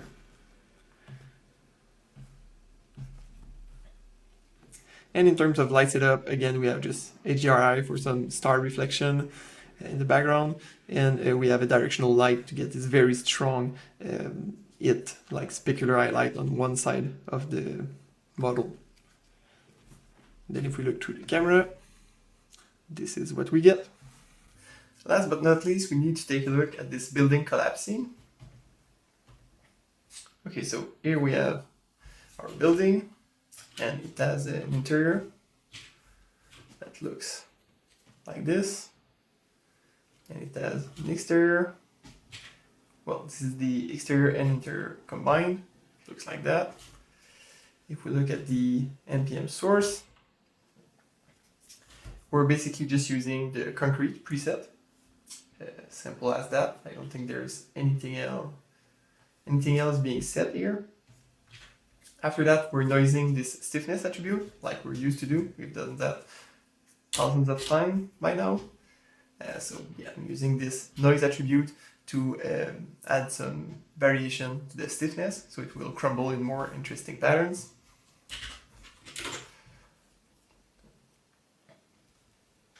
Then for the NPM container, it's completely open, so there's nothing going on here.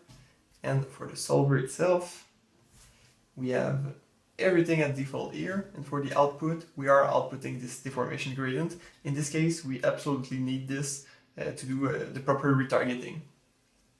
We don't save the velocity as usual.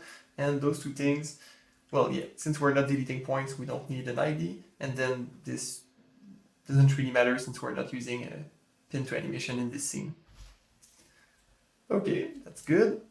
Then if we look at our final simulation with those settings, get this.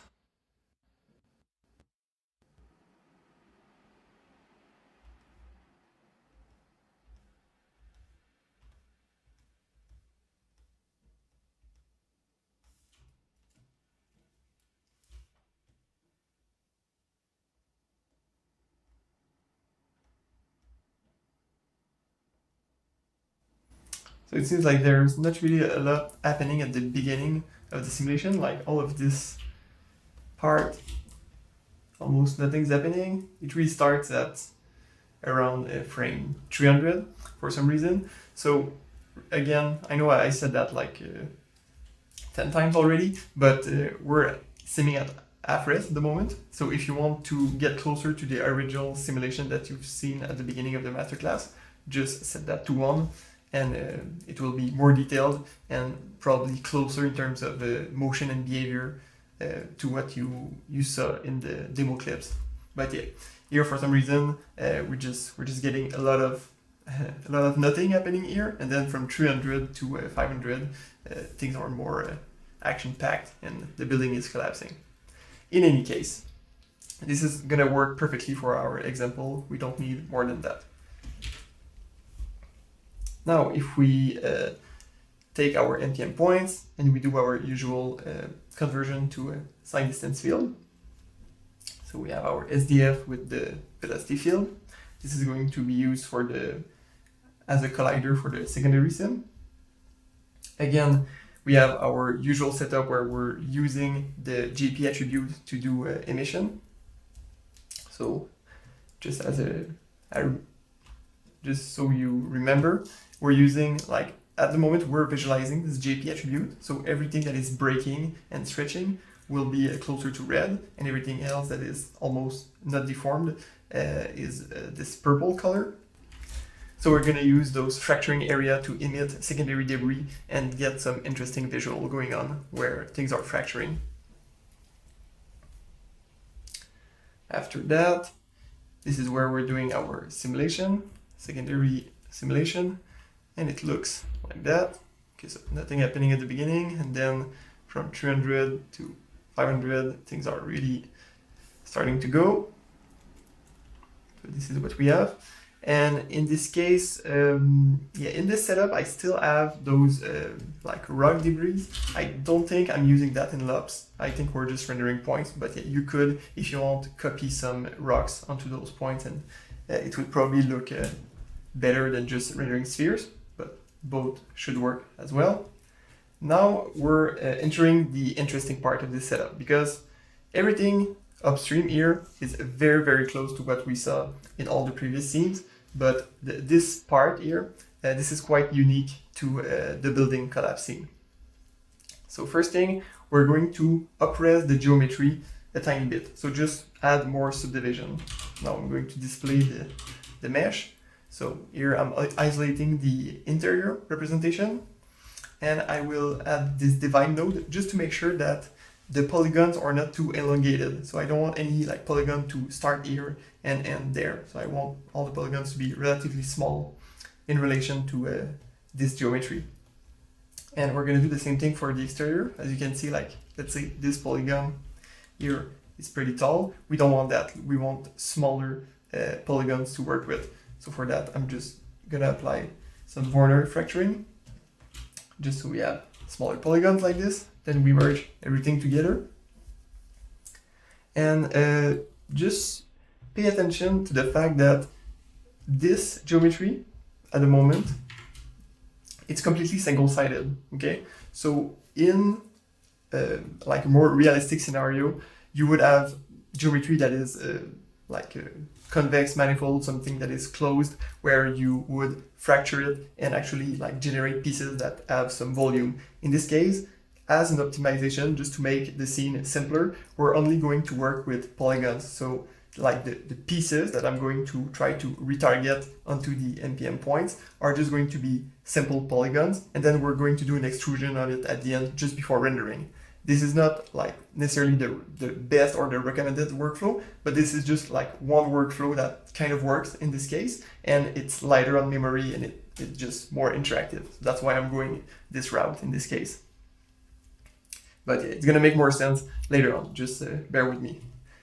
So here I'm splitting the geometry. This part of the setup is again just to add more detail, so just to fracture this building more, but this is the post-fracturing, so it's fracturing the building in context to what's happening in the MPM simulation. So we merge our building, then we merge our MPM simulation, well, the first frame, so the rest frame of our MPM simulation, and then the last frame. Now we're going to sample this JP attribute and copy it to the first frame.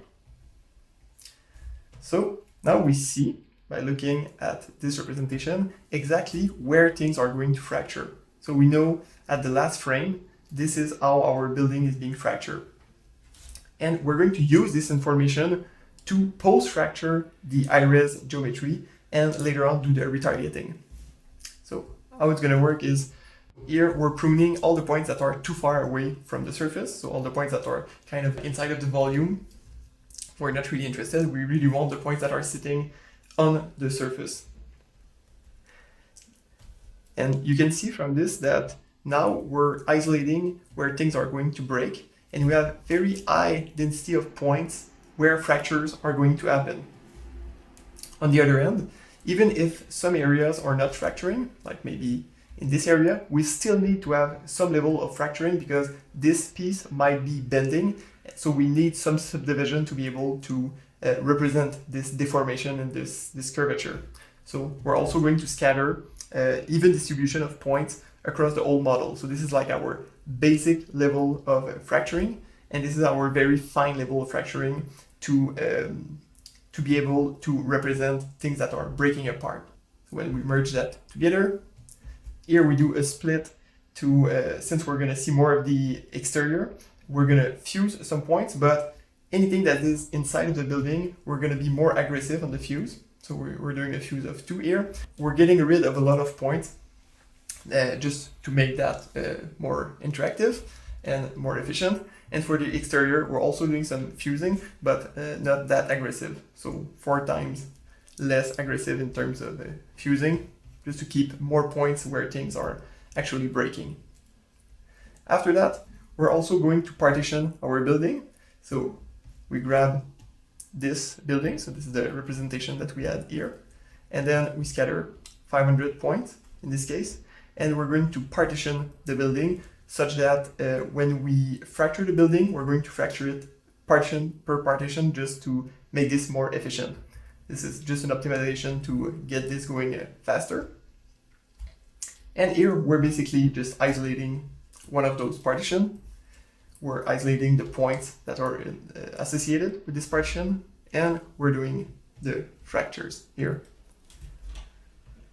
After that, we're assigning a name, and this process is being repeated for all the partition of the building until it's completely fractured everywhere.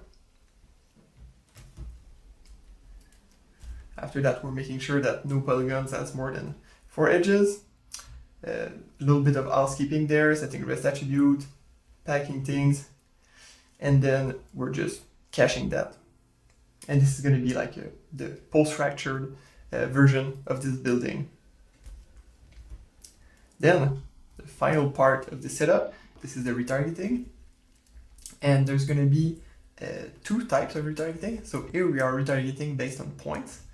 Here we are retargeting using the center of the primitives. And then at the end here, we're going to blend between the two types. So the first type here, okay, so first of all, we're bringing our building, unpacking. Then we're going to capture each point here. On this geometry is going to capture the nearest MPM point at rest. So this is what we're starting here. And after that, we're going to do the retargeting. So if we look at the result, you can see that we have a lot of stretch polygons, but this is perfectly fine. So what's happening in this node is that for each point of this geometry, as I said, we're going to grab the original position of the MPM point at rest, and we're going to subtract this offset. So we are sitting like in the space of this MPM point. Then we apply our deformation gradient, our F attribute here. We apply the animated deformation gradient at that frame, and then we apply the position offset of this MPM point in space. This will yield very good results where things are not fracturing. So this part of the building is going to be deformed a little bit, but the retargeting is going to work well for these parts. But all of the area where things are fracturing, you're going to have maybe one point of one MPM point that is going to pull in one direction, and another MPM point that is going to go in a totally different direction because the material is fracturing, and this is going to create those very elongated polygons. So on the other hand, we're going to do the same thing but based on the primitives. So here we're iterating on the primitives, and based on this centroid, we're going to capture another MPM point. Then we promote that captured point to the point instead of being on the primitive, and then we apply the exact same recipe here. So now we don't have any stretching, so all the polygons are maintaining their exact same shape, but they are being transformed based on a single MPM point sitting closest to their center. So now we have this like shattered glass look here, and we have this very liquidy look going on here. We kind of need to bridge both looks together and to blend them. This is exactly what is happening here. So this is what we're gonna do at that step. And the way we're blending between the two is with this T value here. And as you can see, it's using this distance and this rest distance. The way this is computed, you can see it here. For each of the primitives, we're going to grab the first point of the primitive, and we're going to compute the distance between this point and all its other neighbor, and we're gathering and aggregating this length into this dist point attribute. So we're doing that for the deformed retargeting based on points, but we're also doing that for the rest geometry here. So when we go to blend between those two, we're simply comparing. So if we have this, if this deformed dist is the same as this rest dist, we're gonna get a ratio of 1 here. So we're gonna pick the position, which is gonna be this result here. So this is what's happening here. But if we have very deformed polygons, very elongated polygons like this, it means that this value is gonna be much larger than this one. So we're gonna be remapped to 1, and in this case, we're gonna pick up this position here, which correspond to the retargeting based on the primitives. So with that in place, we're able to get a lot of polygonal detail where things are breaking, and we're able to get like smooth deformed surfaces where things are just being deformed but are not fracturing. From there, we're just sampling the velocity here, very simply, and after that, we're just extruding the geometry because, as you can remember, we still have some single-sided polygons for the walls, so we just need like to poly-extrude, recompute the normals, and we get something more sensible for rendering. So yeah, as I said before, this is definitely not the ideal workflow. This is just like one workflow to get you going and to give you some ideas of how you can approach this, like how you can try to retarget MPM simulation onto high resolution meshes. In this case, we can even see that we have the UVs properly retargeted, so you can use that to texture, and this is actually what we're doing in labs. But yeah, in reality, in a production environment, this would not be like retargeting based on the primitives. You would be retargeting based on the pieces. So each fracture pieces would be retargeted here. Then this part would probably be kind of similar to this, and then you would blend between only moving one piece with a single MPM point, or moving each individual point of the geometry with this kind of retargeting. But it would be kind of similar to this. You can also, instead of using a single MPM point, you can use a weighted average to gather more points. So this capture node here could be a lot more elaborated, where you look at more neighboring points and you weight their contribution based on distance using some kernels. There are many ways to expand on this and make better setups. And for our LOP network, this is very simple. We just have our building as one import. We have our secondary particles. In this case, they are not too visible here, but yeah, you can see them here. They are just rendered as shaded spheres, but it could be a more detailed geometry.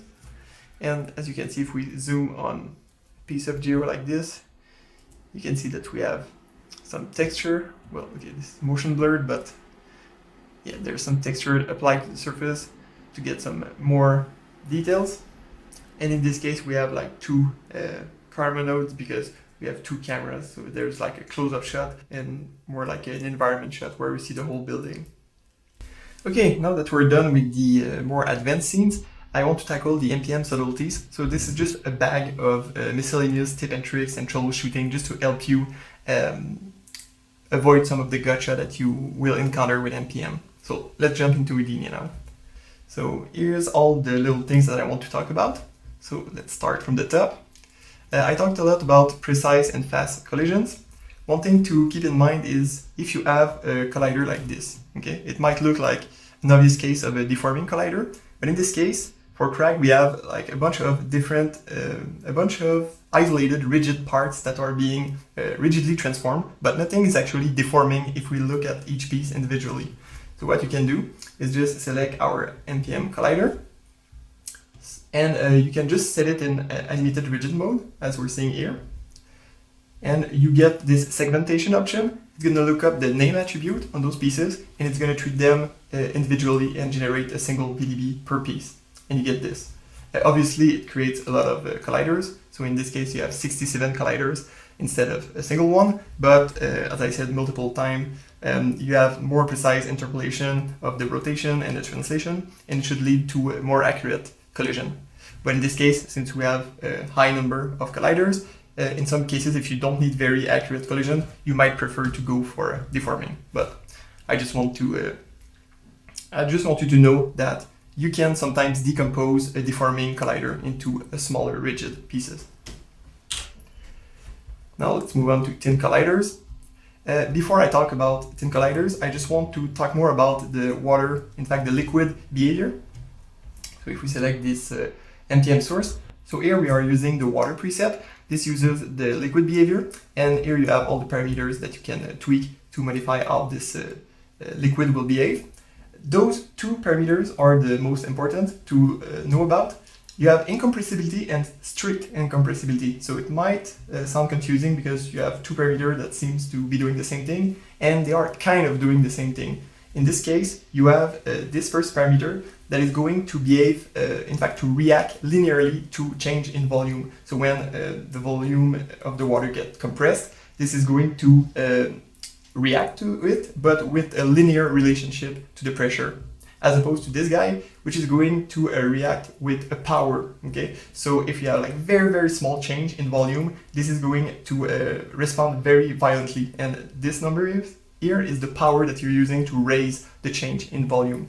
So if you don't want the substeps to explode to very high value, you can restrict this value to a lower number. Like if you set that to 1, Now you're no longer raising this change in volume to a power, so the substep is going to be maintained lower, but you will also get some changes in volume, like the liquid will be able to compress and expand a little bit more than if you have that set to 7. Always depend on the shot. If incompressibility is your main concern, keep that at 7, but if it's just a little puddle of water that you don't really see if it's compressing or not, you can get this down and get faster simulations. Also, if you set that to 1, you might want to increase a little bit this multiplier. Okay, now back to the collision thing. If we select this collider, this wine glass, you can see that this is very thin. We've seen a thin collider with the ice cream scoop before. So this is the same thing again. You basically just need to select the MPM solver and you just make sure that you have enable particle level collision enabled. And you can keep the velocity based mode, which is the best one to choose from. And now if we look at the result, you get something like that. So we get some liquid coming from this wine glass being poured into the other wine glass. And now if I just disable the visibility of the collider so we can focus on the liquid itself, we get this, which works very well. There's two things for this to work. As I said, we need this particle level collision, but we also overwrite the resolution for the colliders. So on this MPM container, we're setting the resolution to this value, but for the colliders here, we're going to overwrite this resolution so we can get finer details. If we don't do that, so if I bypass this overriding, we get this. So this is going to be our representation of the collider, and this is obviously not going to work. And just to show you, if I disable the enable particle level collision, and if we sim that, now we get all the liquid just falling on the ground. So obviously not the best result. And that is it. Just changing the resolution to make sure that you properly capture the thickness of your collider and enable particle level collision, and you should be good. Let's move on to continuous emission. In this case, we have this pig receiving this stream of water.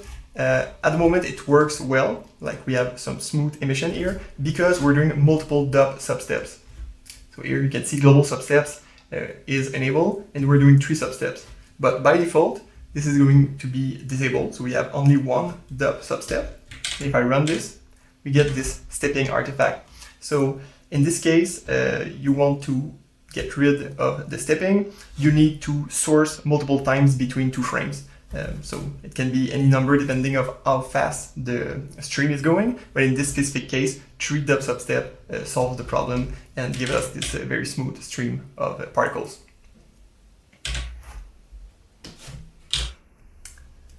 Now let's look at dive targets. This is something we looked at previously, but very briefly.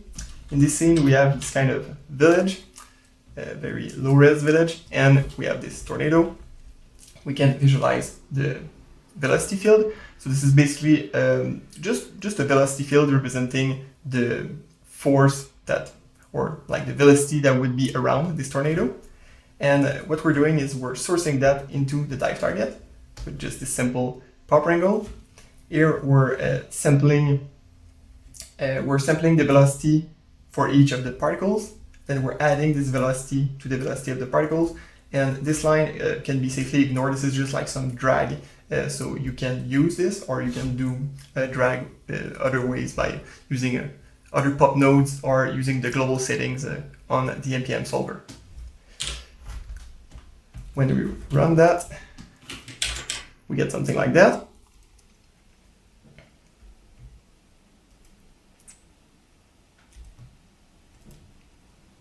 So this is important to realize how customizable MPM is because of this dive target. So a lot of those more complex setup will be achievable, and you can be very creative by using this dive target to modify how the sim is behaving as it runs.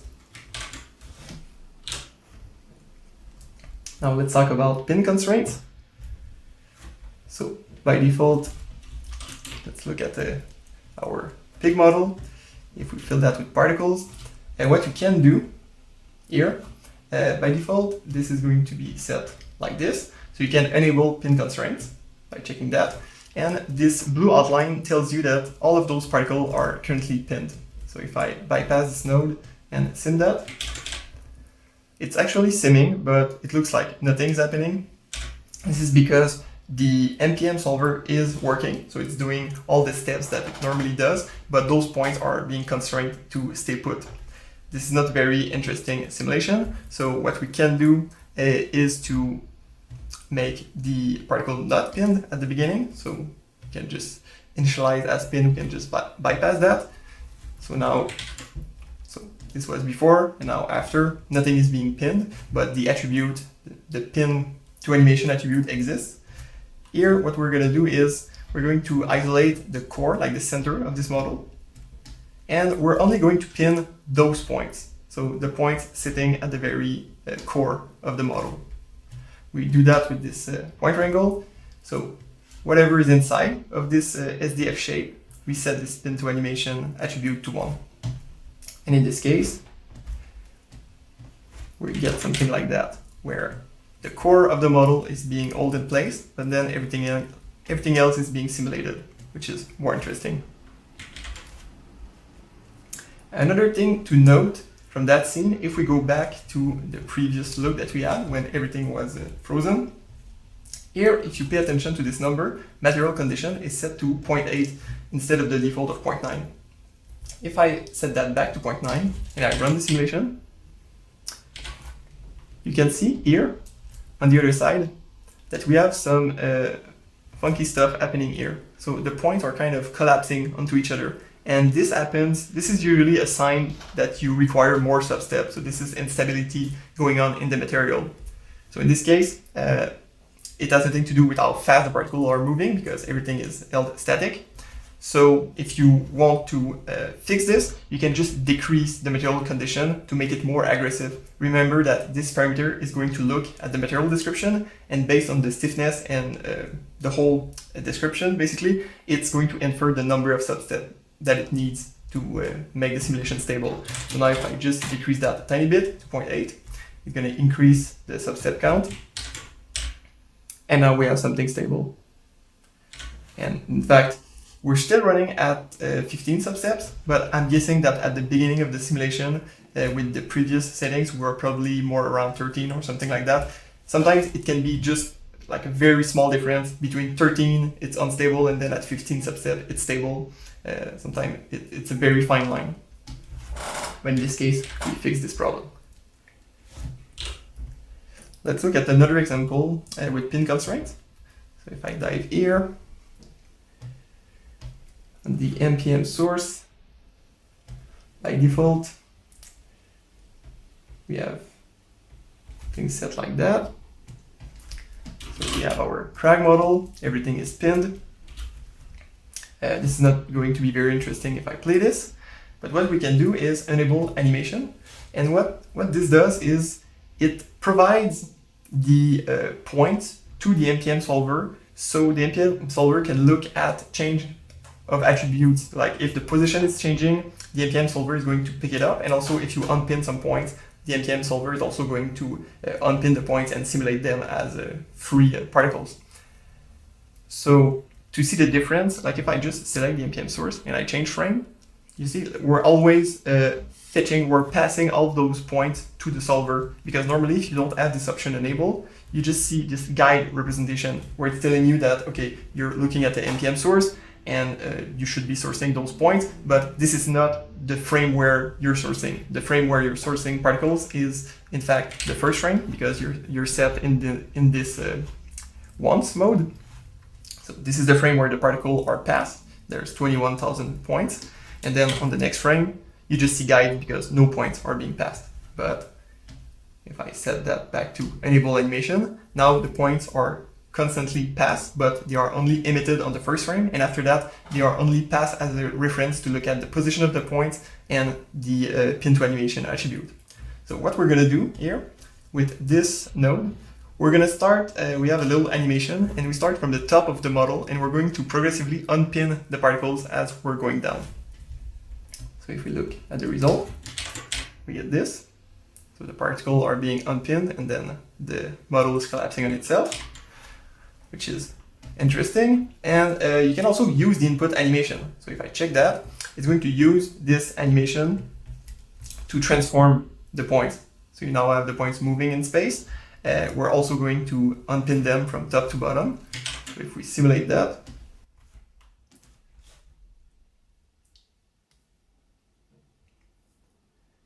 we get this result. This is pretty slow, and just so you know, this is not necessarily because the MPM solver is doing a lot of calculation. It's mainly because at the moment the retargeting of animation is being done per named piece. So each rigid piece is being retargeted in isolation inside of a for loop. So at the moment the NPM source is doing like most of the work. That's why it's so slow.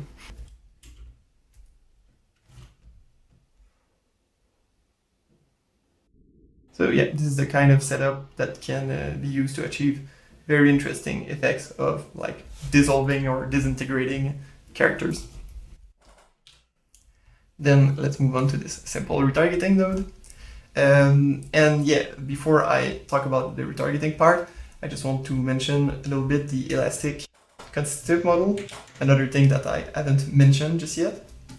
So this is very similar to the chunky constitutive model. It's just using a subset of the parameter. So you only have the stiffness and this volume preservation attribute.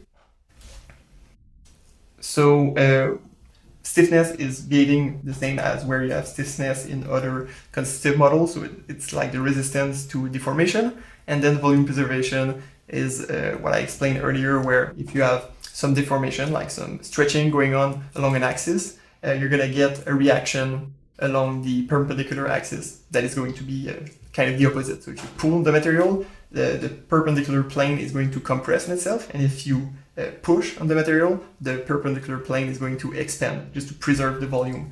You can also see this parameter as how explosive the simulation is. So if you want things to just collapse on themselves and absorb the energy of the deformation, you can set that to a lower value like 0.1 or 0.2. But if you want things to really react and explode based on the compression and impacts, then you will boost this value to a higher setting like this.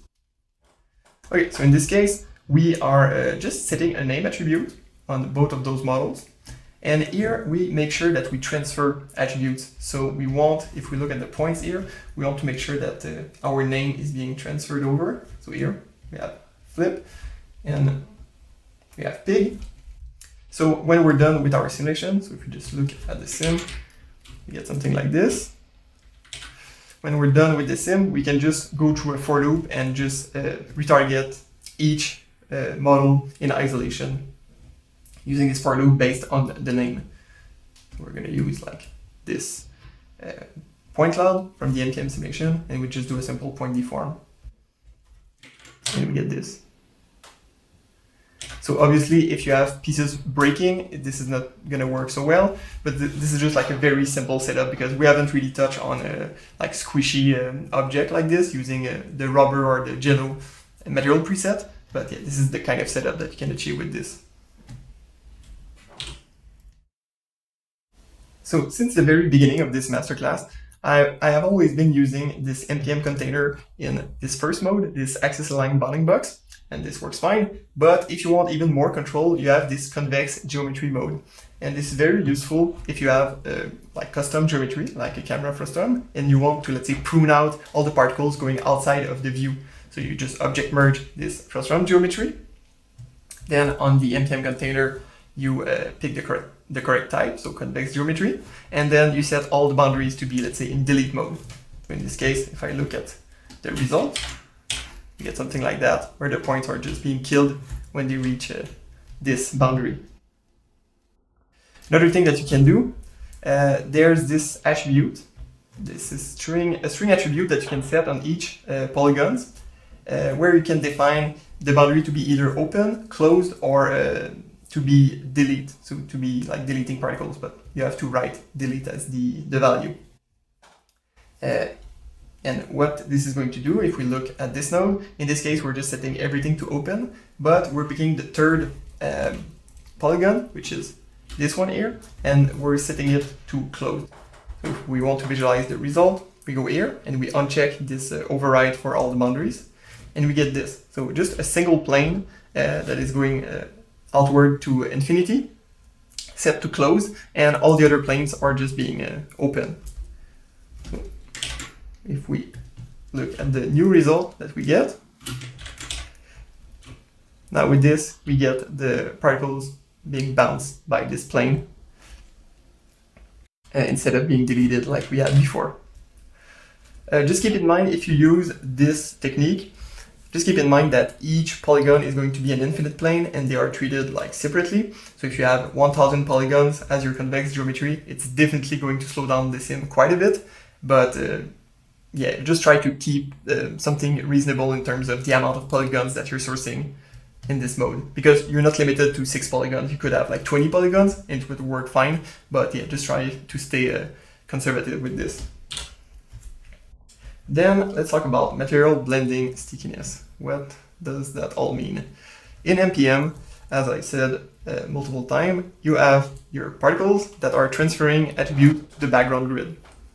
So there's only one background grid. So if you have two materials like this, so you have a bit of soil and you have a bit of water, what happens when those two are touching together like this? So what is being transferred to the background grid at this point when the two materials are touching each other?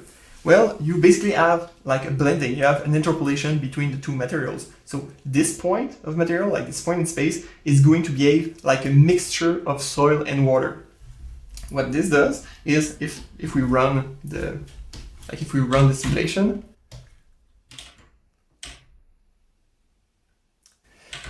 so what this does is you have a lot of water particles that are just sticking to the soil. And in some cases, maybe you want the water to just flow on top of the soil and reach the ground very quickly. You don't want a lot of water to be stuck in those areas in space. But because this is a mixture between soil and water, the water particles in those areas are receiving some of the soil material description. So they are kind of sticking to this pile of soil and they are no longer allowed to just slip and go down. Two things you can do about this. You can scale down the grid, so the background grid, you can make the voxel smaller, and this is controlled here. So let's say I'm gonna make the grid scale 1, and you should get better separation between the two material and less blending, because now the voxels are kind of the same size as the particles, but it's still not going to completely solve the problem. If we look at this, yeah, we get a tiny bit more holes here where we're seeing like the water particle going all the way down, and we can also see that the water is now able to carry some of the soil particle with them, which looks probably more realistic, but it's not completely solving the problem. You still have a lot of water on top of the soil. The other way to work with that is maybe to do like a first simulation where you simulate both things together, and then you could do a secondary sim where the soil is converted to a sign distance field, so basically like an NPM collider in a deforming mode, and then you just sim the water on top of it, so you have more control to set maybe the soil to a very low friction, and then you're going to get the water to run off easily off of the soil. So you can like compose the simulation in this way and have more control. But if you simulate everything all at once, just keep in mind everything is being rasterized to the same background grid, and you get this kind of blending.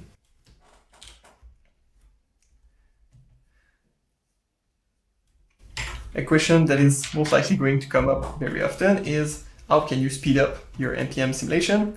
It really depends on the material that you're simulating, but for sure if you are simulating concrete, like in this case, it's going to be pretty slow because of the stiffness of the material. If we run that, you can see that it's not running very fast. And if we stop the simulation and look at the details attribute, we can see that we're running at almost 800 substeps.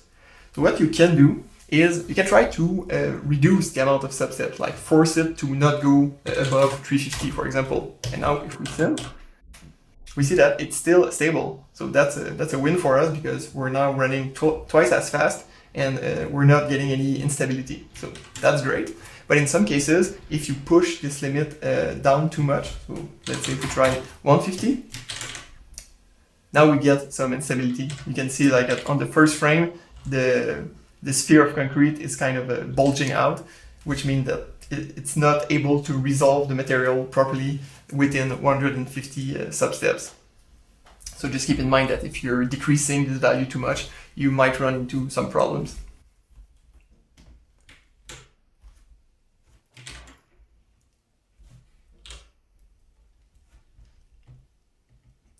Sometimes you might run into some wiggling material. So here I have just like a stack of snow. It's using like the default preset for the snow. And if I run this, you can see that we get some bounciness in the snow. And the reason for that is, well, there's two ways to fix that. So at the moment you have, as we said before, a fraction of the deformation that is plastic. So it's just going to change the rest state of the material, but you also have another proportion that is going to be elastics, where the solver is going to force against this deformation, try to recover from this deformation. And this is why you get this oscillation there. So what you can do is maybe reduce those boundaries, so those limits of critical compression and critical stretch. If you reduce that, it's going to make more of the deformation to become plastic and less of it to be considered as elastic. So the material is going to collapse on itself a little bit more, but it's not going to wiggle that much. And also in this case, we're increasing the stiffness to help a little bit. And now we get something like this, where snow is kind of collapsing on itself, but it's no longer like bouncing back at infinity like we used to have. So this is good. And also keep in mind that another way to tackle this issue is to noise the stiffness attribute. So let's say you have this block of uniform snow, and you just noise the capital E attribute, so the stiffness across the whole material. You just add some variation across this block of material. This is going to make it less kind of perfect, less symmetric, and a lot of time this variation is going to remove this bounciness that you get in the material. So that's another way to deal with this problem.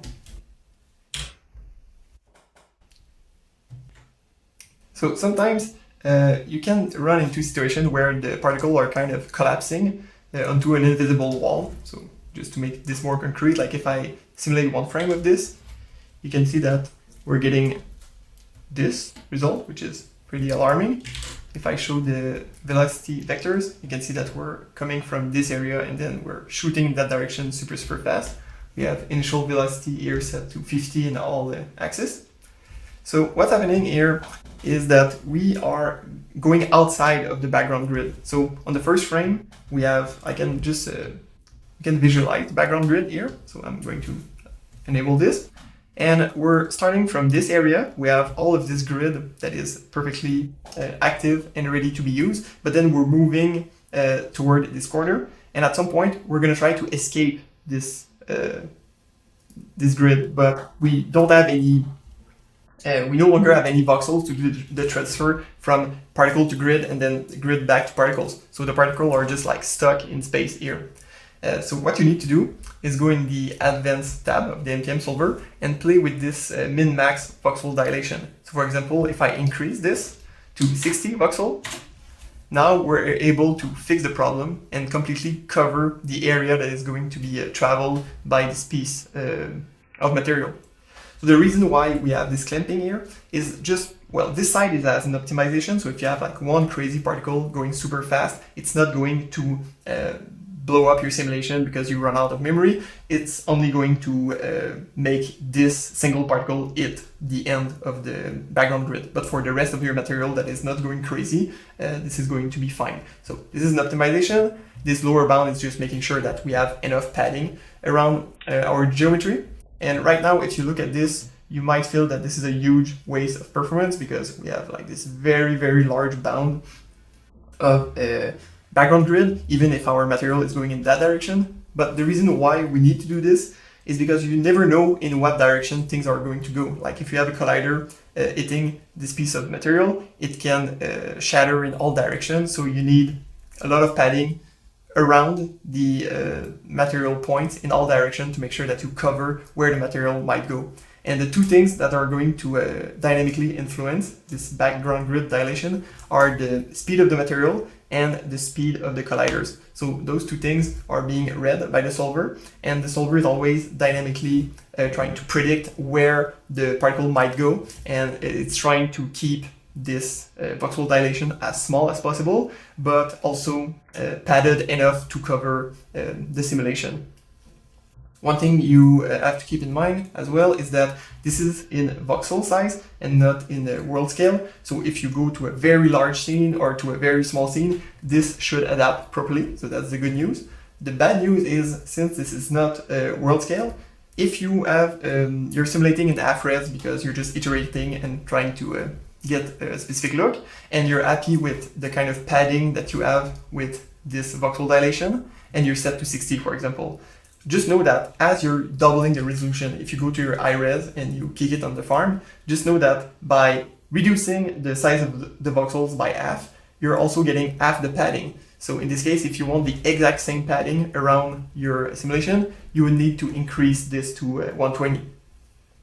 So usually this is in the advanced tab. So usually you don't really need to look at this constantly and adjust that. It should work out of the box most of the time. But when it doesn't work, you can visualize the background grid and try to play with those numbers. So another thing that you might run into is instability when you're modifying the material description as the simulation is running. So for example, here we have the sphere of mud. So we're just using like the mud preset here,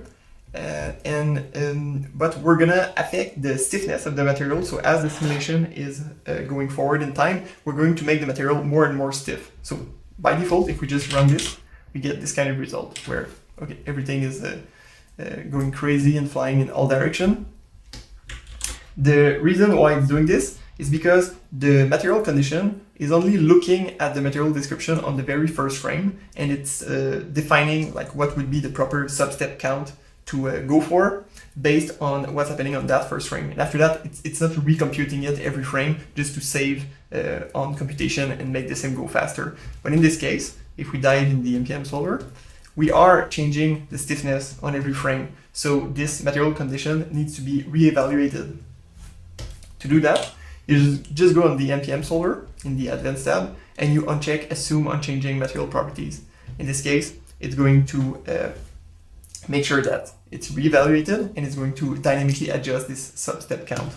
So now, if we play this, we get something that is very stable, but we also see that our substeps are ramping up quite fast. So here we start with substeps of like around 20, and we go all the way past 130 substeps. But at least we get something that is very stable and that works even with the changing material properties. So yeah, this is another gotcha that you have to keep in mind.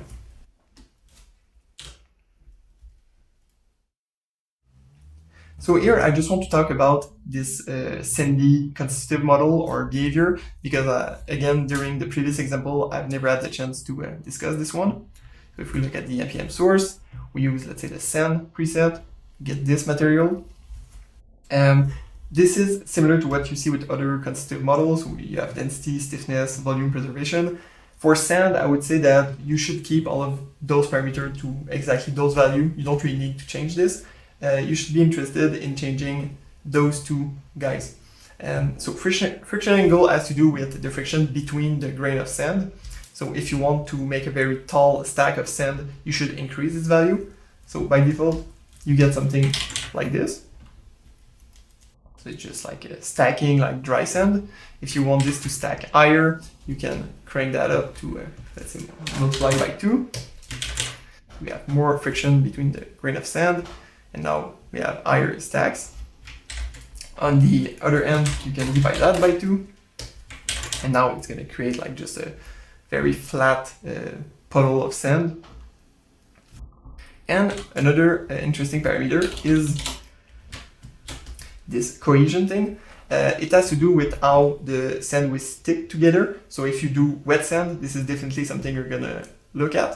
So if I just add some to this material and I simulate it, you can see that now it's more cohesive. It looks more like wet sand. If you set it very high, it's almost going to look like a solid, like this. So you have a lot of flexibility in how the material behaves just by changing this cohesion parameter. And if you do like a beach scene where water is touching the dry sand and you want the sand to behave more like wet sand, this is definitely something you want to affect inside of the dice target, and you should be able to get the look that you're after. So this is what concludes this masterclass. I hope you learned a lot of things. I really can't wait to see the amazing simulation that you're gonna do with this new solver. Just post your question on the forums, and we're gonna do our best to improve the toolset and just support you in whatever project you might have. Thank you for your time.